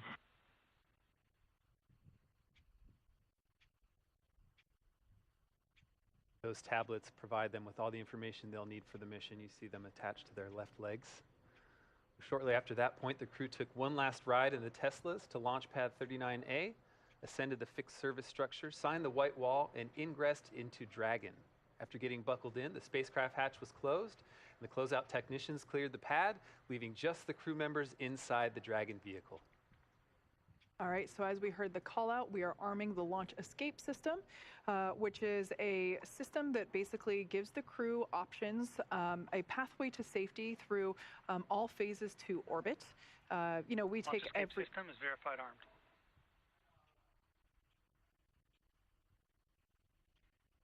We take every measure possible to ensure that the crew has options. Safety is paramount. So there we just got that confirmation that that launch escape system is now armed.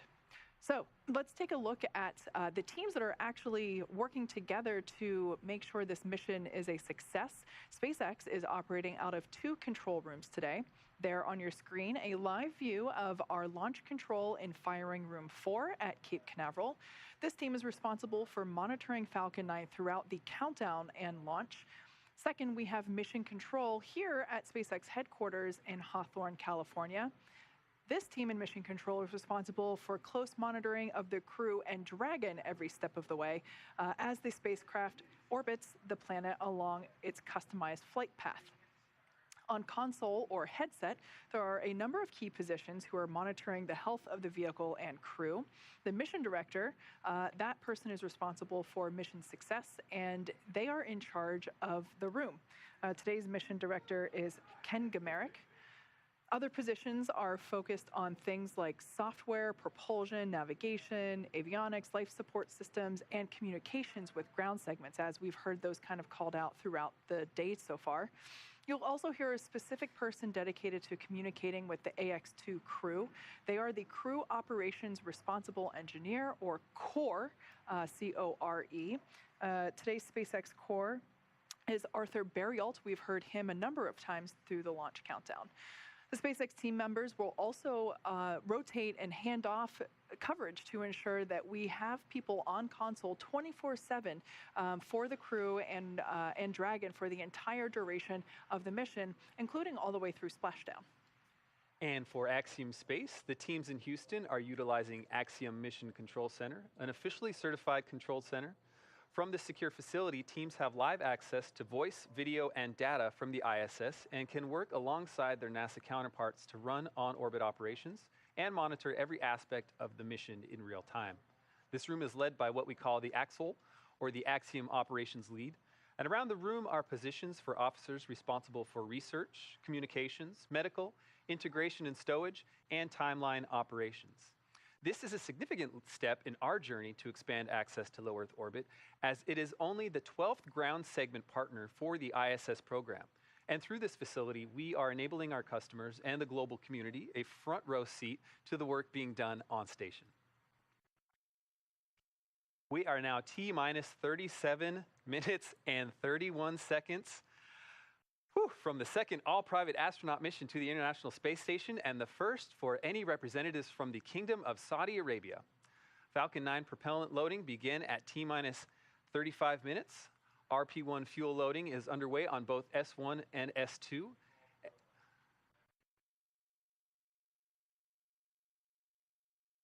And LOX loading is underway Falcon on 9 tanks S1. will be venting for propellant load. Expect loud venting.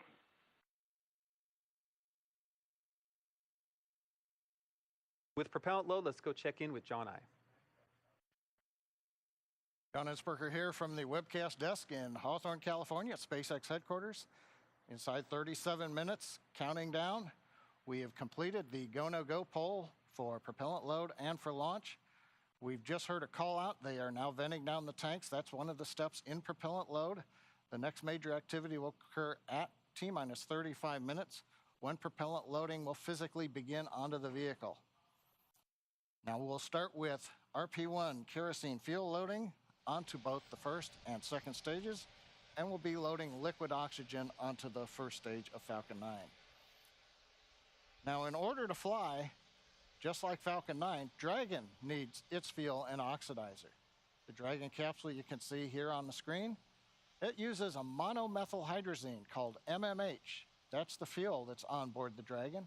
And nitrogen tetroxide, or NTO, is the oxidizer.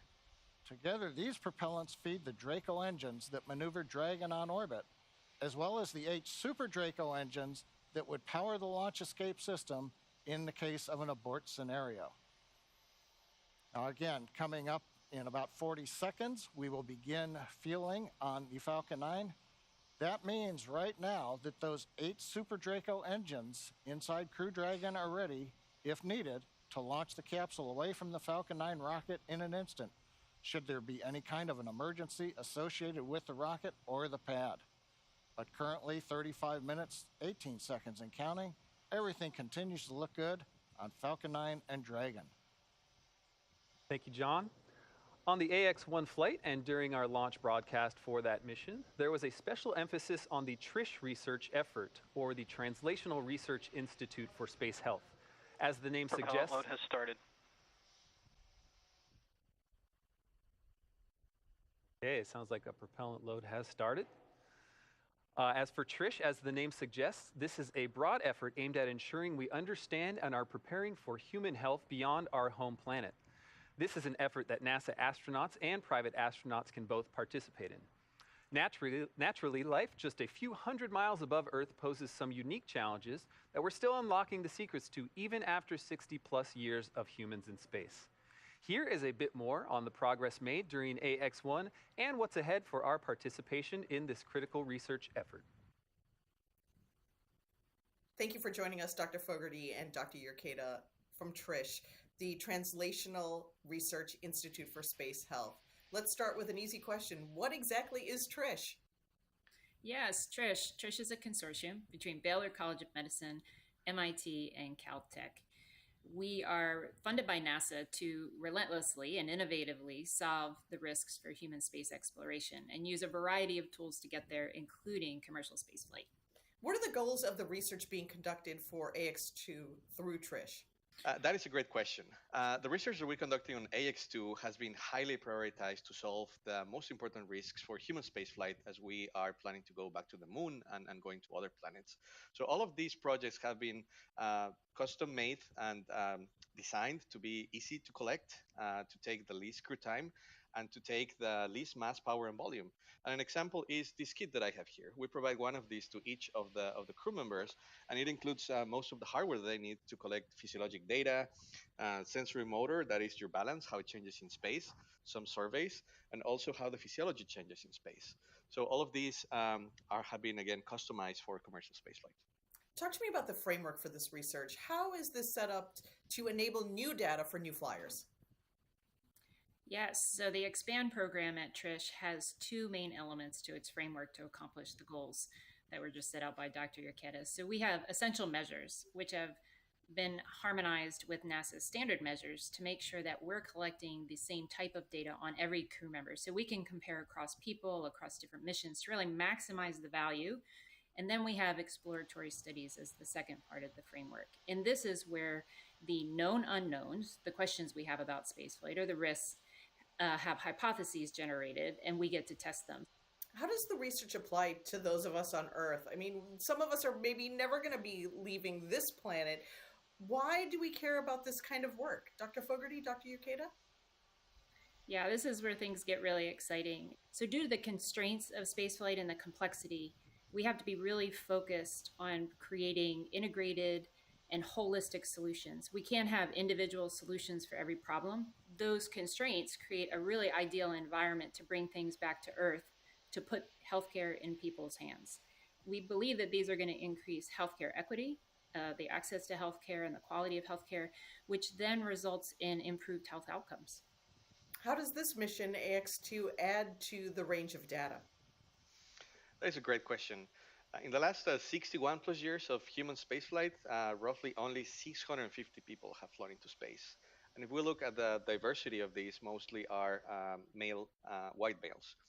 And what we're seeing with commercial spaceflight is a more diverse population. We're seeing people from all ages, younger and older, as compared to your government astronauts. We're also seeing people from multiple demographics, backgrounds, training, education, and also people with medical conditions. So as we keep growing this database of civilians flying into space, we will have all of the tools that we need to make most humans being able to fly into space, stay further longer, and enjoy the experience. Thanks so much for joining us. I look forward to watching the launch with you and seeing the astronauts return and looking at their data. Thank you. Thank you. We are now just under 30 minutes from the launch of AX2 mission. It has taken an enormous effort from an incredibly dedicated and hardworking team to get to this moment. Knowing that not everyone can be here to witness it, and even fewer get to share a message with the crew, we asked teams to record some words for this moment. As the countdown to launch continues, here are a few messages from those across the Axiom family. Peggy, you are an inspiration to so many people around the world. To me, it's been so impactful to see a woman like yourself make such great strides in exploration and achieve so many different types of firsts. My family and I will be watching you launch and cheering you on all the way to the ISS. Hi Peggy, Kelly and Delta here. We just wanted to let you know that we're cheering you on. We're so excited to watch you launch. You're an inspiration to women and girls around the world, and you've been a personal inspiration to me in my own journey to space. We're so excited to watch you launch, and we'll be cheering you on here on Earth. Go Peggy, go AX2! Woo! To Peggy, our notorious space ninja, John, aka Loki, to Ali, who is also known as Slayer, and then to Rihanna, our very own ray of sunshine. Wishing you an amazing launch today, as well as a smooth journey to the ISS. Ad Astra AX2 crew. Thank you, Peggy, John, Ali, and Rihanna, for inspiring the next generation of astronauts. From our crew experience team to our AX2 crew, we are so proud of everything you've accomplished, and we're excited for your successful journey home. Send us a postcard. Just wanted to say that we're super excited for all the groundbreaking researches you guys are going to do. We're rooting for you, and good luck. The marketing team has been proud to support AX2 mission. Godspeed, AX2. This is the Portable Life Support System team.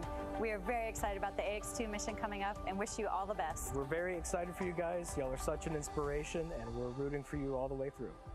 We wish you a safe and successful mission. We want to congratulate the AX2 crew. Thank you so much for all of the inspiration, and we wish you the best on your journey. AX2 crew, we're proud of you and good luck! Hey AX2, all of us in avionics wish you safe travels and lots of fun. Godspeed. This is the Environmental Controls and Life Support Systems team at Axiom Space. We're super excited about the AX2 mission and want to wish the best to the crew. AX2 crew, we are so proud of you here at Axiom Space. This is the systems engineering team on the station program. Godspeed and Ad Astra on this groundbreaking mission. From human resources to you, go AX2! We're sending all of our support to you guys from here in Axiom headquarters, and we just wanted to say congratulations on the AX2 mission. Hey, this is Ryan Lee from the Pressure Garment team, wishing you on the AX2 flight all the best. Godspeed, guys. Go team! Go team, go team, go team, go!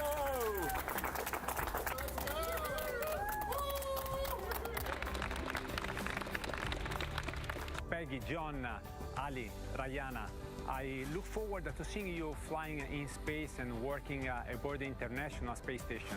I also wish you to enjoy your staying aboard for this another Making History mission. We are all proud of you, and we wait for you on the ground, and Godspeed. big thanks to all those who contributed to those videos and everyone behind the crew today. A lot of really excited teams out there. And a special thanks to Kelly Girardi and the Space Gal, Emily Calandrelli, both big STEAM education advocates who you just saw as well. They dedicate their influence to increasing literacy and interest in science, especially for young girls, which is awesome. Yeah. You know, Emily and Kelly are both moms to young girls, so it's safe to say that they have front row seats to knowing what is cool and inspiring. Now, speaking of front row seats, it's been feeling like we have one of our very own looking at Pad 39A with these camera views that we've been getting all morning and afternoon. Now, let's take a moment to get acquainted with the vehicles that you see there on your screen.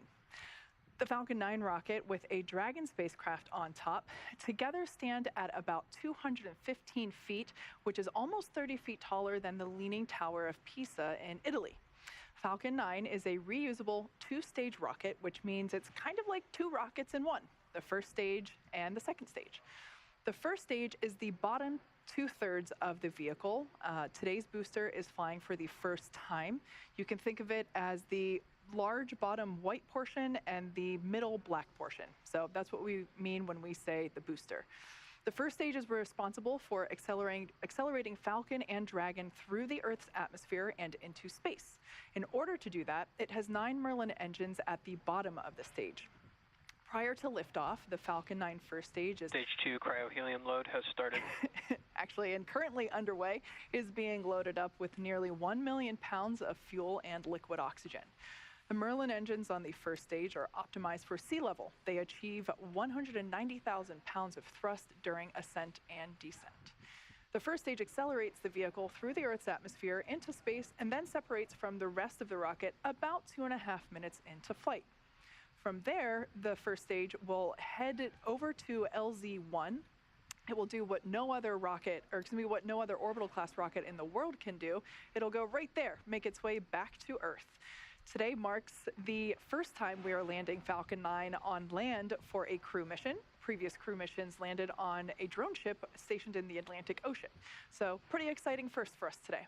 Landing back on land has a lot of benefits. For example, it eliminates the need for our recovery team to be stationed out at sea for days, and it improves our turnaround time to get Falcon 9 ready to fly again. Now above the first stage is the second stage. The second stage has a single Merlin vacuum or MVAC engine, and that ignites after the first stage separates. The second stage is essentially a smaller version of the first stage, whereas the first stage is designed to power the vehicle out of the Earth's atmosphere and through the forces of gravity. The second stage is specifically designed to operate in the vacuum of space. The second stage powers the Dragon spacecraft to its targeted drop-off orbit. The Dragon spacecraft itself is capable of carrying up to 7 passengers to and from Earth orbit and beyond.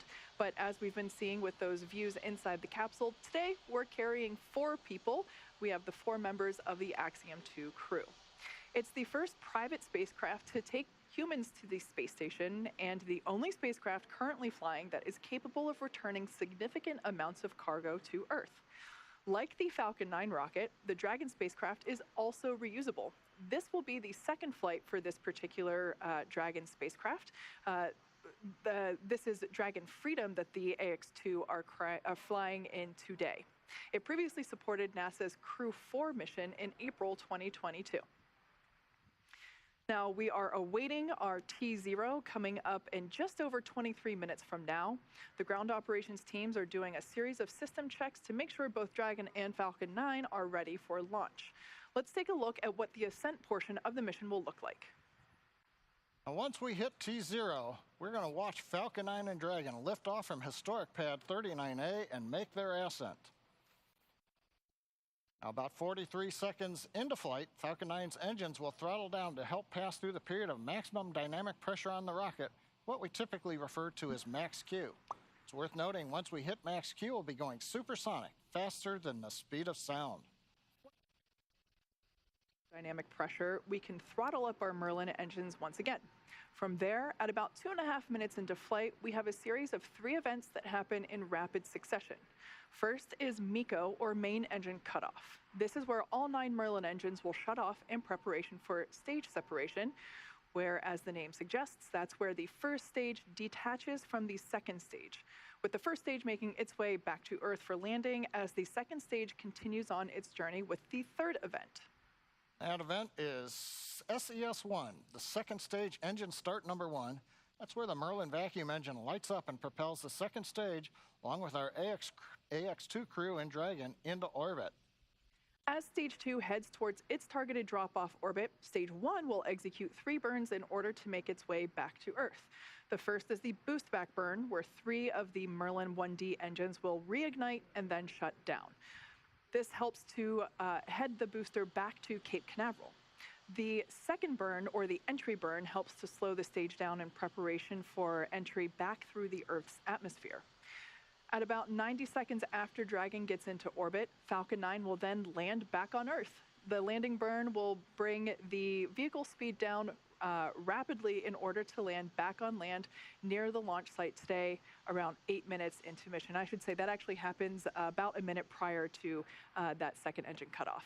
Yep, you're right, Kate. So as the first stage is back on Earth, the second stage will cut off its single Merlin engine that was ignited right after stage separation. Once this happens, we wait for that all-important confirmation of a good orbital insertion. Then, Dragon will begin its preparations and separate from the second stage. About 3 minutes after the second stage gets into orbit, we ought to get that great view from the forward camera showing Dragon with its 4-person crew drifting away from the second stage. And once Dragon is a short distance away, it will begin checking out those Draco maneuvering thrusters to make sure that Dragon continues to increase the separation distance from the second stage. The nose cone deploy sequence will initiate just before T plus 12 minutes and finish around T plus 15 minutes, which will expose Dragon's docking mechanism in advance Stage 2 of arrival. RP1 load is complete. All right, that call out there telling us that RP1 loading is now complete on Stage 1. Now, in advance, or excuse me, I think we heard actually Stage 2 there. Now, that docking mechanism exposure will be in advance of arrival to the International Space Station. Now, with that, let's head over to Leah at Johnson Space Center in Houston for another update on how things are going there with station preparation. Hey, Leah. Hey, Kate. The space station team here in Houston is focused on the critical systems on the station, and everything continues to function as expected ahead of launch. So the teams have verified the command path from the ground up through our constellation of communication satellites to the station. Everything is nominal. We love that word, and the station will be ready to receive Dragon tomorrow should they launch tonight. Mission Control Houston is go for launch. Once the crew arrives at station, the Expedition 69 crew will be there to welcome the AX2 crew on board. Right now, living in the station, we have 7 people. That includes NASA astronauts Frank Rubio, Woody Hoburg, and Steve Bowen, United Arab Emirates astronaut Sultan Al-Nayati, and Roscosmos cosmonauts Andrei Fedyayev, Sergei Prokopyev, and Dmitry Petelin. Flight Director Greg Whitney is on console now, leading flight controllers on the Orbit 3 team in Houston for launch, and Flight Director Marcos Flores will lead teams for docking tomorrow. A reminder that launch today will take about 16 hours to get to the station, with docking to the Node 2 Zenith or space-facing port scheduled just before 9:30 a.m. Eastern Time tomorrow. Once Dragon is fully docked to the station, the teams here in Houston will assist the Axiom Space and Space Station astronauts with leak checks as they work to open hatches on both Dragon and inside the station's pressurized mating adapter. We expect hatch open to take place about 2 hours after docking. That's it for us here in Mission Control Houston, and I will send it back over to the team in Hawthorne. Duke? Thanks, Leah. And all of that is set to begin in just over 18 minutes from right now. And I got to say, the energy around here is certainly rising. As Leah just mentioned, once the crew launches, they will spend the next 16 hours in Dragon, catching up to the International Space Station. That time on orbit and in Dragon will feature a variety of tasks, including some planned photography, but about half of that time is scheduled for sleep, which the crew will absolutely need because once they reach the ISS, they have quite the schedule ahead of them. They will spend 8 days on station conducting a variety of science investigations and technology demonstrations, including radiation protection research, studies on how to create rain and how to enhance our understanding of dangerous thunderstorms, as well as DNA research with nanomaterials and reprogramming skin cells to help create regenerative medicines. Wow. When they are not hands-on with research, they will be participating in numerous outreach events connecting with groups around the world.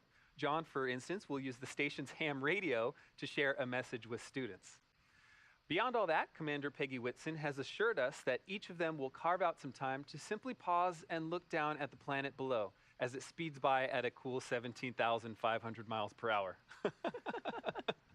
I mean, I would imagine that if I were in space, my face would just be up against the window the whole time.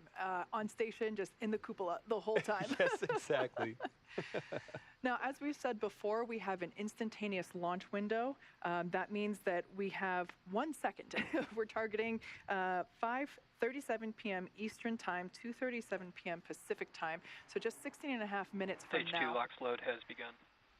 That call out, they're telling us that the liquid oxygen on stage 2 is now beginning, the liquid oxygen on is beginning to be loaded onto stage 2. That will wrap up around T minus 2 minutes. Now, I was talking about the instantaneous launch window because we are essentially chasing the space station. We're trying to catch up to it. It means that in order for everything to be precisely lined up in terms of how much propellant we're taking on board, and obviously we don't want to take too much because everything about space is weight. How much weight are you taking? And so we want to optimize our path to the International Space Station. And yeah, so we basically have that instantaneous moment to take off. All right, and that moment is coming soon. And as we approach the final moments of our countdown to launch, Axiom Space CEO Mike Suffredini wanted to take a moment to reflect on this, the second Axiom Space mission.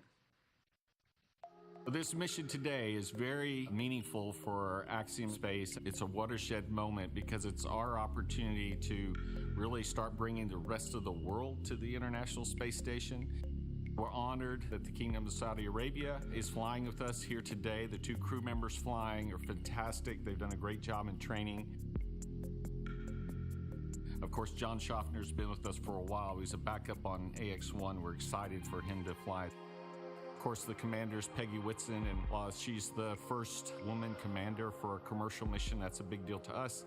I really don't think it's a huge deal to Peggy. She's flown so many times. This is, like riding a bike. But we're very excited for this crew, and we're looking forward to their mission. So, we don't do this by ourselves. Axiom is a wonderful company with fantastic employees. They've done quite a bit of work to get to this point. The commander is one of our very own as well, but our thanks go out to the entire team that support us.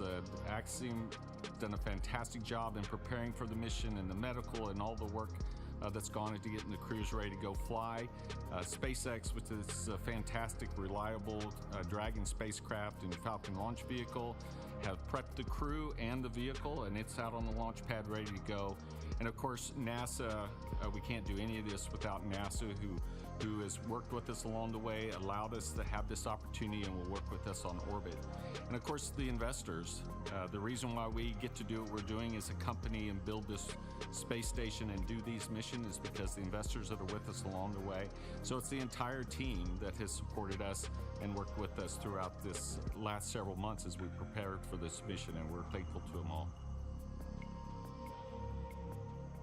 All right, guys, you're going to have a great time on orbit. We're looking forward to seeing you there on orbit. From all of us here at Axiom, we wish you good luck and Godspeed. Just under 13.5 minutes, and everything continues to look good for launch of Falcon 9 and Dragon. Now, currently, Peggy, Falcon 9 began we are still tracking no issues on Dragon for today's launch. We have continued weather evaluations, and for your awareness, we are monitoring an anvil cloud that is moving towards LC-39A. It's currently 5 miles away, and it just needs to remain outside of 3 miles for launch to continue. The weather officer is going to continue monitoring this cloud and will continue to provide updates to the launch teams. How copy? Dragon copies, no issues on the vehicle, watching the cloud. Thinking very dry spot.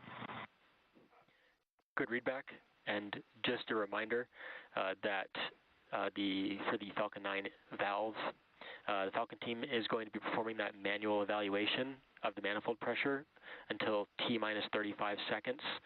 And if we do not pass those checks, the Falcon team will call a hold.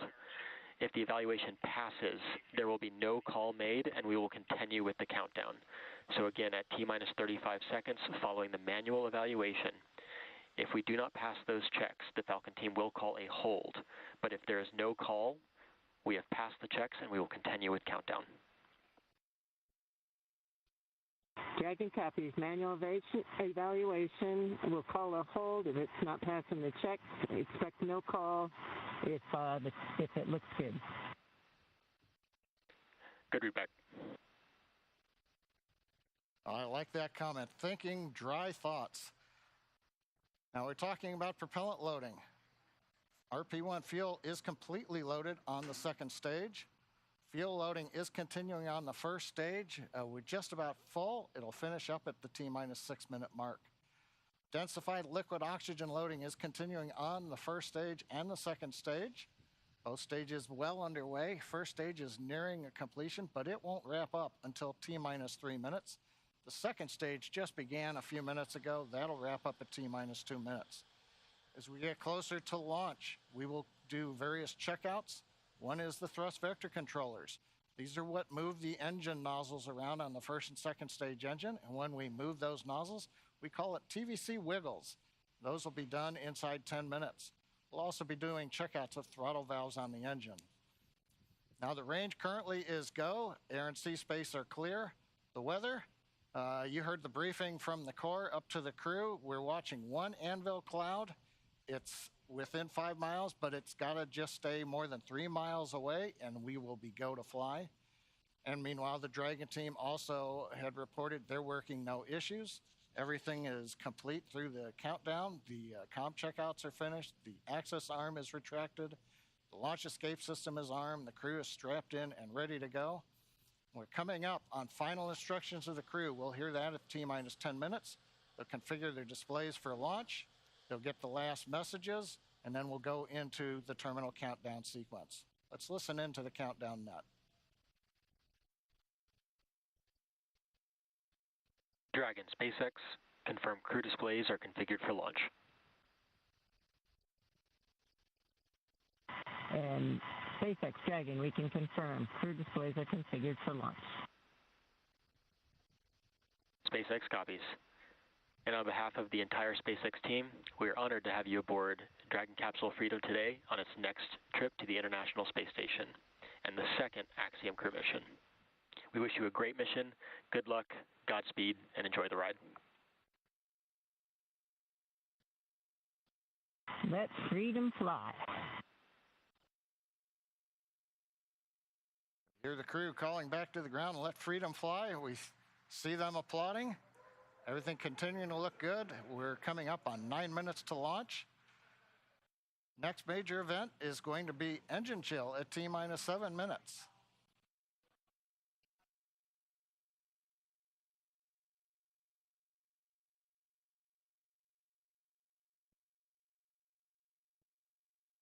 As John just said, at T-minus 7 minutes, we will begin to flow a little bit of the super chilled liquid oxygen through the turbo pumps, which that is basically chilling the hardware, performing an engine chill prior to the full flow. We do that in order to help minimize the chances of the hardware experiencing any thermal shock when that full flow of super chilled liquid oxygen occurs. Now we can see some venting from the vehicle now, totally normal. It is that liquid oxygen just vaporizing as it comes into contact with the ambient air. And Kate, maybe this is an opportunity, we always use the word abort. This might be a chance to let everybody know that there are abort callouts in flight that we're going to hear. Those are just heads up to the crew that says, should a contingency occur, there's different actions that'll happen at each various stage of the flight when you're on first stage or when you're on second stage. That's right. We should actually hear Commander Peggy Whitson calling those abort modes out as they are ascending and really getting to orbit. She is tracking everything on both her tablet as well on her leg, as well as the crew display above her head. So she is able to identify at which mode they are entering, and those modes identify basically where and what sequence Dragon would take at that point in time during the flight. Now we're about 10 seconds away from that engine chill for the first stage.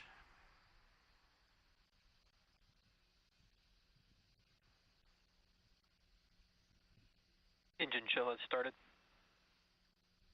All right on time. We've opened the valves that are letting liquid oxygen and kerosene fuel down to the Merlin 1D engines on the first stage.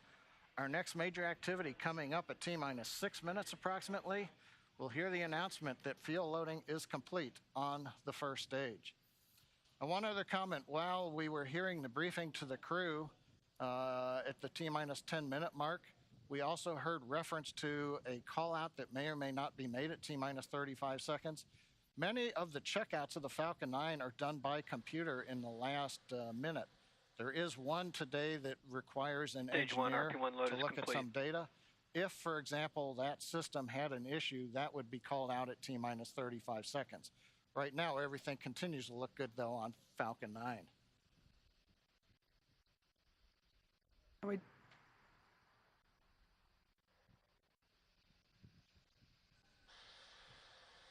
We also heard in the briefing that they are tracking an anvil cloud that at the time of the briefing was about 5 miles away from the pad. They are tracking it. It just needs to stay outside of 3 miles, so everything still continues to look okay on that front. The next call out that we'll hear in about 30 seconds is that Dragon has transitioned to the terminal count configuration.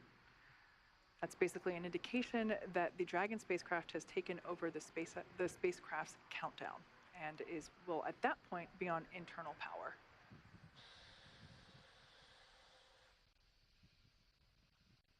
At this point in time, RP1 is now completely loaded, both on the first and second stages. LOX load continues on both stages. It'll wrap up at T-minus 3 minutes for first stage and T-minus 2 minutes for second stage. Falcon 9 tanks are pressurizing for strongback retract.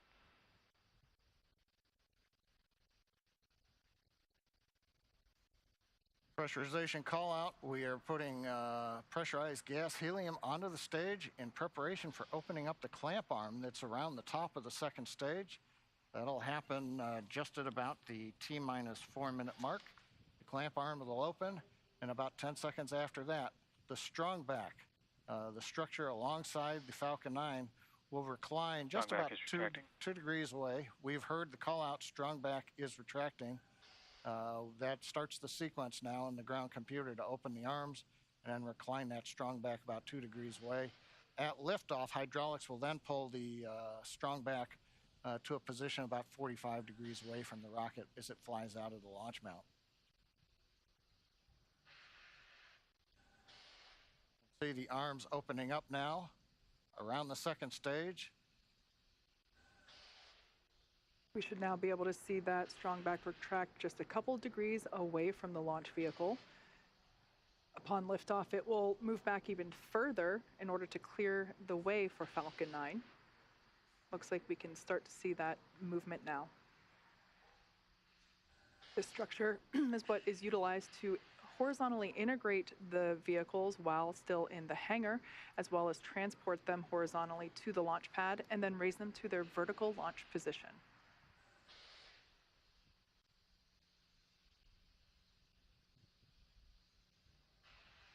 And we've got the strongback is now, you see a little bounce there as it stops. Stage 1 LOX load is complete.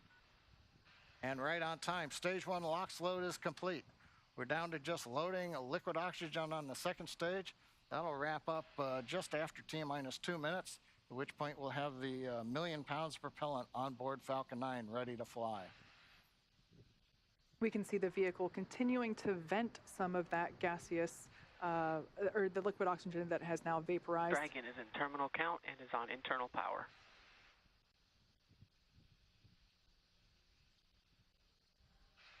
We have a live view there of the SpaceX team here at headquarters in Mission Control on the left-hand side, as well as the Axiom team from their own Mission Control as well on the right.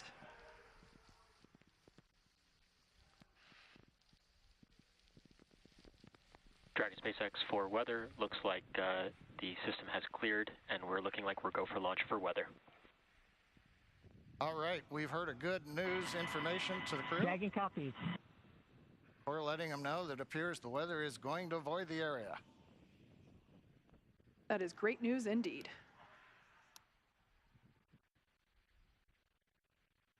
Just waiting now for the call out. Liquid oxygen load complete on the second stage. Stage 2, LOX load is complete. Dragon is in auto idle. Ground gas closeouts, expect loud venting.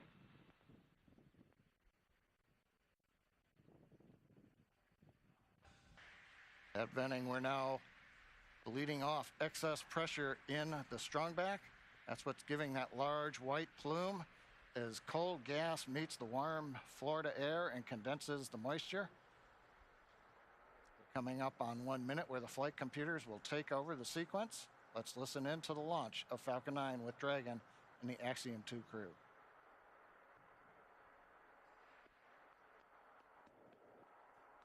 FTS is armed, Falcon 9 is in startup and is now controlling. Dragon is in countdown.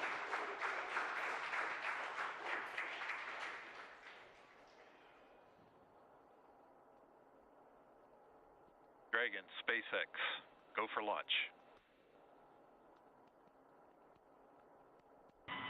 Dragon, copies. Go for launch. T-minus 30 seconds.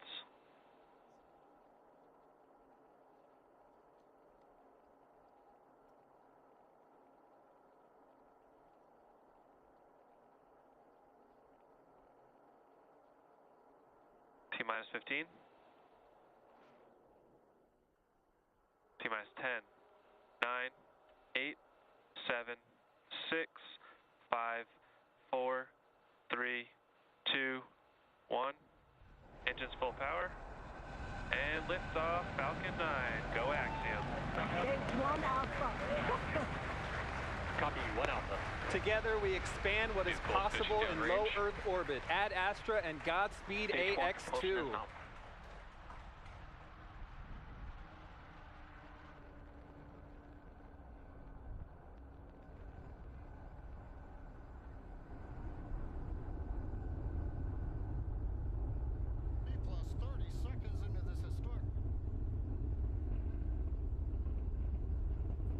Plus 36 seconds into flight. A great view of Falcon 9 heading to space. Power telemetry is nominal. Stage 1 throttle down. Power telemetry nominal. We're into the throttle bucket. The first stage is throttle down power on the Merlin engines in preparation for max Q.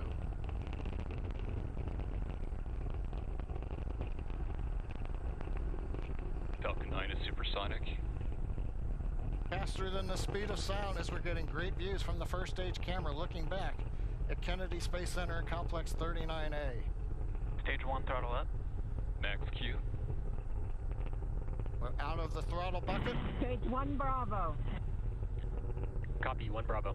We're at full power and that call out 1 Bravo, that's another one of those abort modes. As we get higher and faster, the logic for Dragon should a contingency occur changes from stage to stage. Impact chill is underway. Chill announcement says we're getting the turbo pump on the second stage engine cooled down in preparation for its light up coming up in just another minute from now.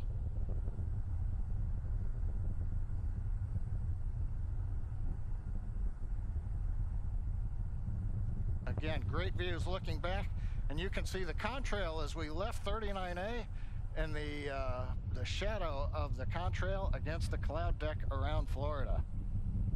Now we're coming up 3 big sequences and a view live of the crew inside Dragon They're getting ready. We're going to get 3 events here. Main engine cutoff, stage separation, and then we're going to light the second stage engine. We've heard the throttle down in preparation for stage separation.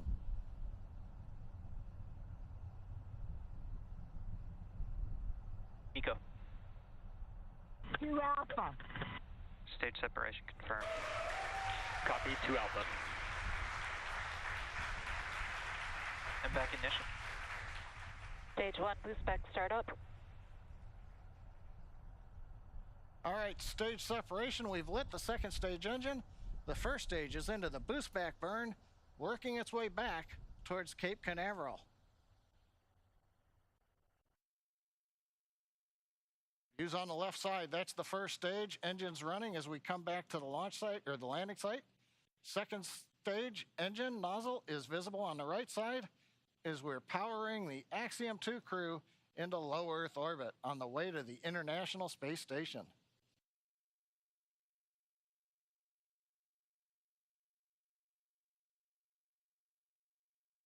Waiting for call out that the boost back burn is complete. Stage 1, boost back shutdown. Right on time. First stage completed the first of 3 burns heading back to the landing site. Second stage continuing on power and on trajectory. Acquisition signal, Bermuda. Head northeast, the Bermuda ground station. Dragon, SpaceX, trajectory nominal. Bermuda is listening into the vehicle Copy, now. nominal trajectory. And the crew hears the call out of a nominal trajectory. So 4 minutes into flight, everything continuing to go well. First stage heading back. And there's the crew on the second stage getting the ride into orbit to the space station.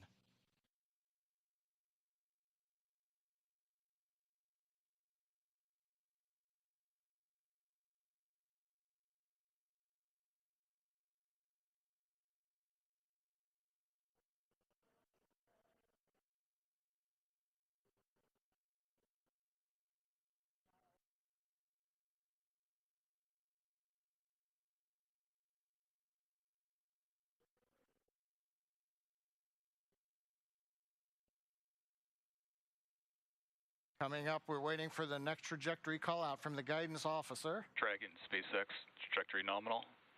Love to hear those words. A nominal trajectory for Dragon. Copy, nominal trajectory. And maybe even a little bit of excitement in the crew's voice. Commander Peggy Whitson calling back down, hearing that call out from GNC of a nominal trajectory. Left side of the screen, you can see the first stage. It's now beginning to orient itself so that the engines are pointed down towards the land as we will be descending towards landing zone 1 in Cape Canaveral. The 4 titanium grid fins have all deployed. They'll help guide Acquisition signal, boss. They'll guide the first stage through once we get into the atmosphere following the entry burn, which will be coming up here in another couple of minutes. On the right-hand side, the second stage with the Dragon capsule on top, heading up the eastern seaboard of the U.S. We've just heard the call out of Boston. That's the New Hampshire tracking station, has picked up the signal. Dragon, SpaceX, trajectory nominal. GNC continuing to make those call outs that we want to hear. Everything Trajectory continuing nominal. to look good. And the crew echoing them right back down.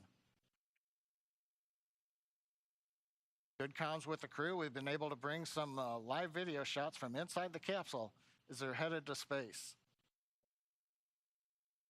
And there's another view of the crew. Stage 1, entry burn, startup.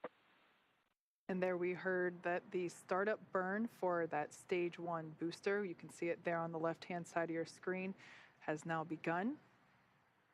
Stage 1, entry burn, shutdown. And conclusion of that entry burn, that burn helps to slow the vehicle down as it re-enters the Earth's atmosphere. The first stage sees high drag, which scrubs roughly 70% of the velocity by the time Dragon, that landing. SpaceX, trajectory nominal. Love to hear that call out. Everything. Nominal trajectory.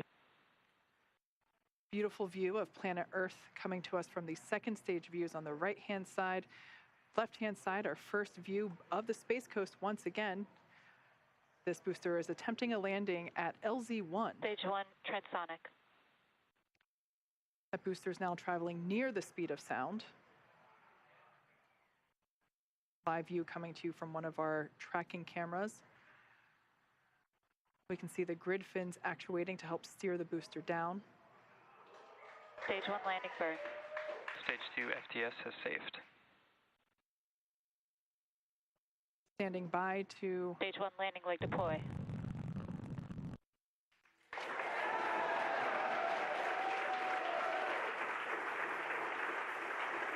There you Stage can... 1 landing confirmed. You can see that first stage has landed back at LZ1. This is the first time that we have performed a land landing on a crew mission.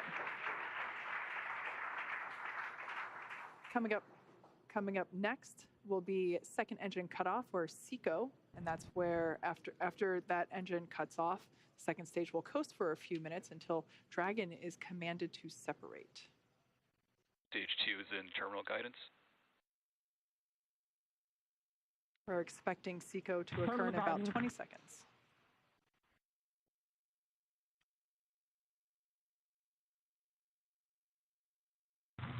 Shannon. Copy, Shannon. Commander Peggy Whitson continuing to call out the abort modes.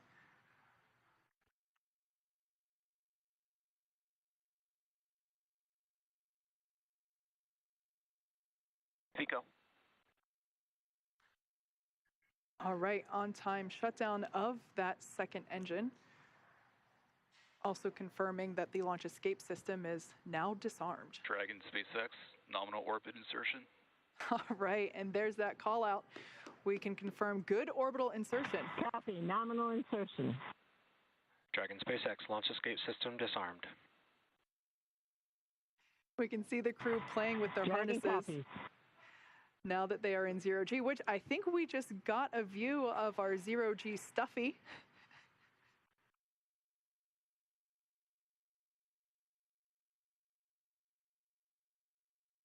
Clearly the crew is having fun already. Right after liftoff, I think we heard a laugh coming from Commander Peggy Whitson, which, being a NASA legend and one of the most decorated astronauts of all time, it's amazing to hear that even a space veteran as she still has fun at liftoff.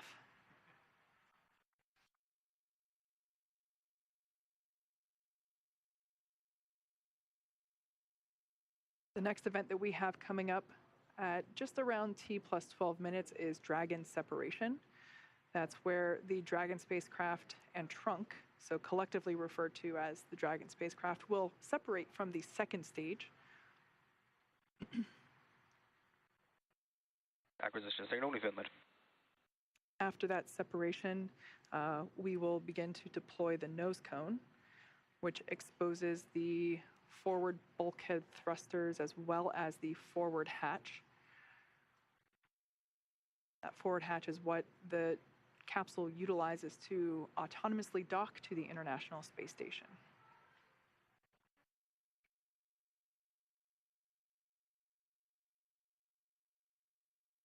Going from left to right, everyone's having fun, clearly. We have mission specialist Rayana Barnawi. To the right of her is pilot John Schaffner. Then we have Commander Peggy Whitson. And on the far right, mission specialist Ali Al-Karni. We can see that the excess strap on some of the harnesses, as well as the writing utensil for their tablets, they continue to play around with as they are experiencing 0G for the first time. At least we can say that for 3 of the 4 astronauts on board today.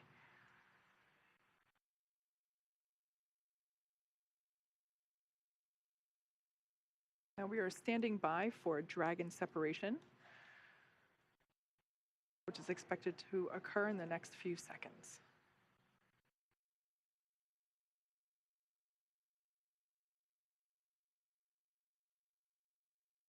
Dragon separation. And there you can see live on your screen that Dragon shrunken capsule. Dragon copy.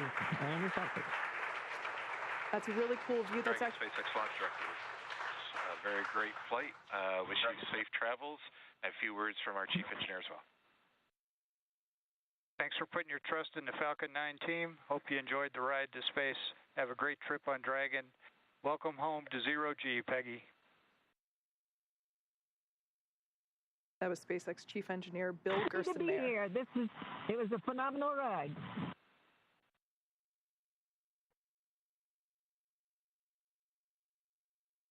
Make sure you share the joy of Zero G with your crew.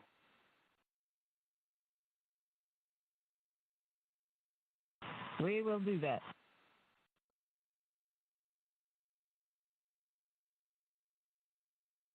Already you can see Dragon's Draco thrusters activating.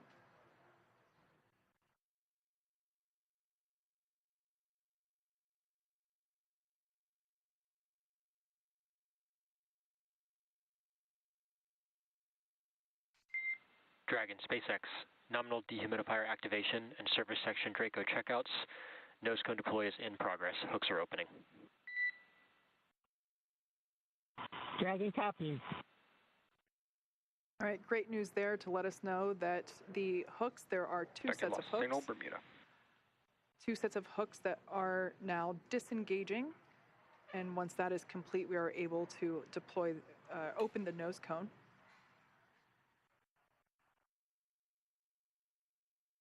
We should see that nose cone deploy in about a minute. It's a great view on the right-hand side of your screen from the Falcon 9 second stage, looking at the Dragon Freedom capsule. And of course, the crew on the left-hand side playfully acclimating to their new zero-G environment. You can see the zero-G indicator in the background. And I love this view. This view is over the shoulders of Commander Peggy Whitson, who here is on the left-hand side, or the left seat, and pilot John Schaffner is on the right seat here, looking at what they're looking at. These are the crew display panels that they utilize in flight to track which thrusters are firing, what phase of the mission that they are in, as you can see, where they are around the globe.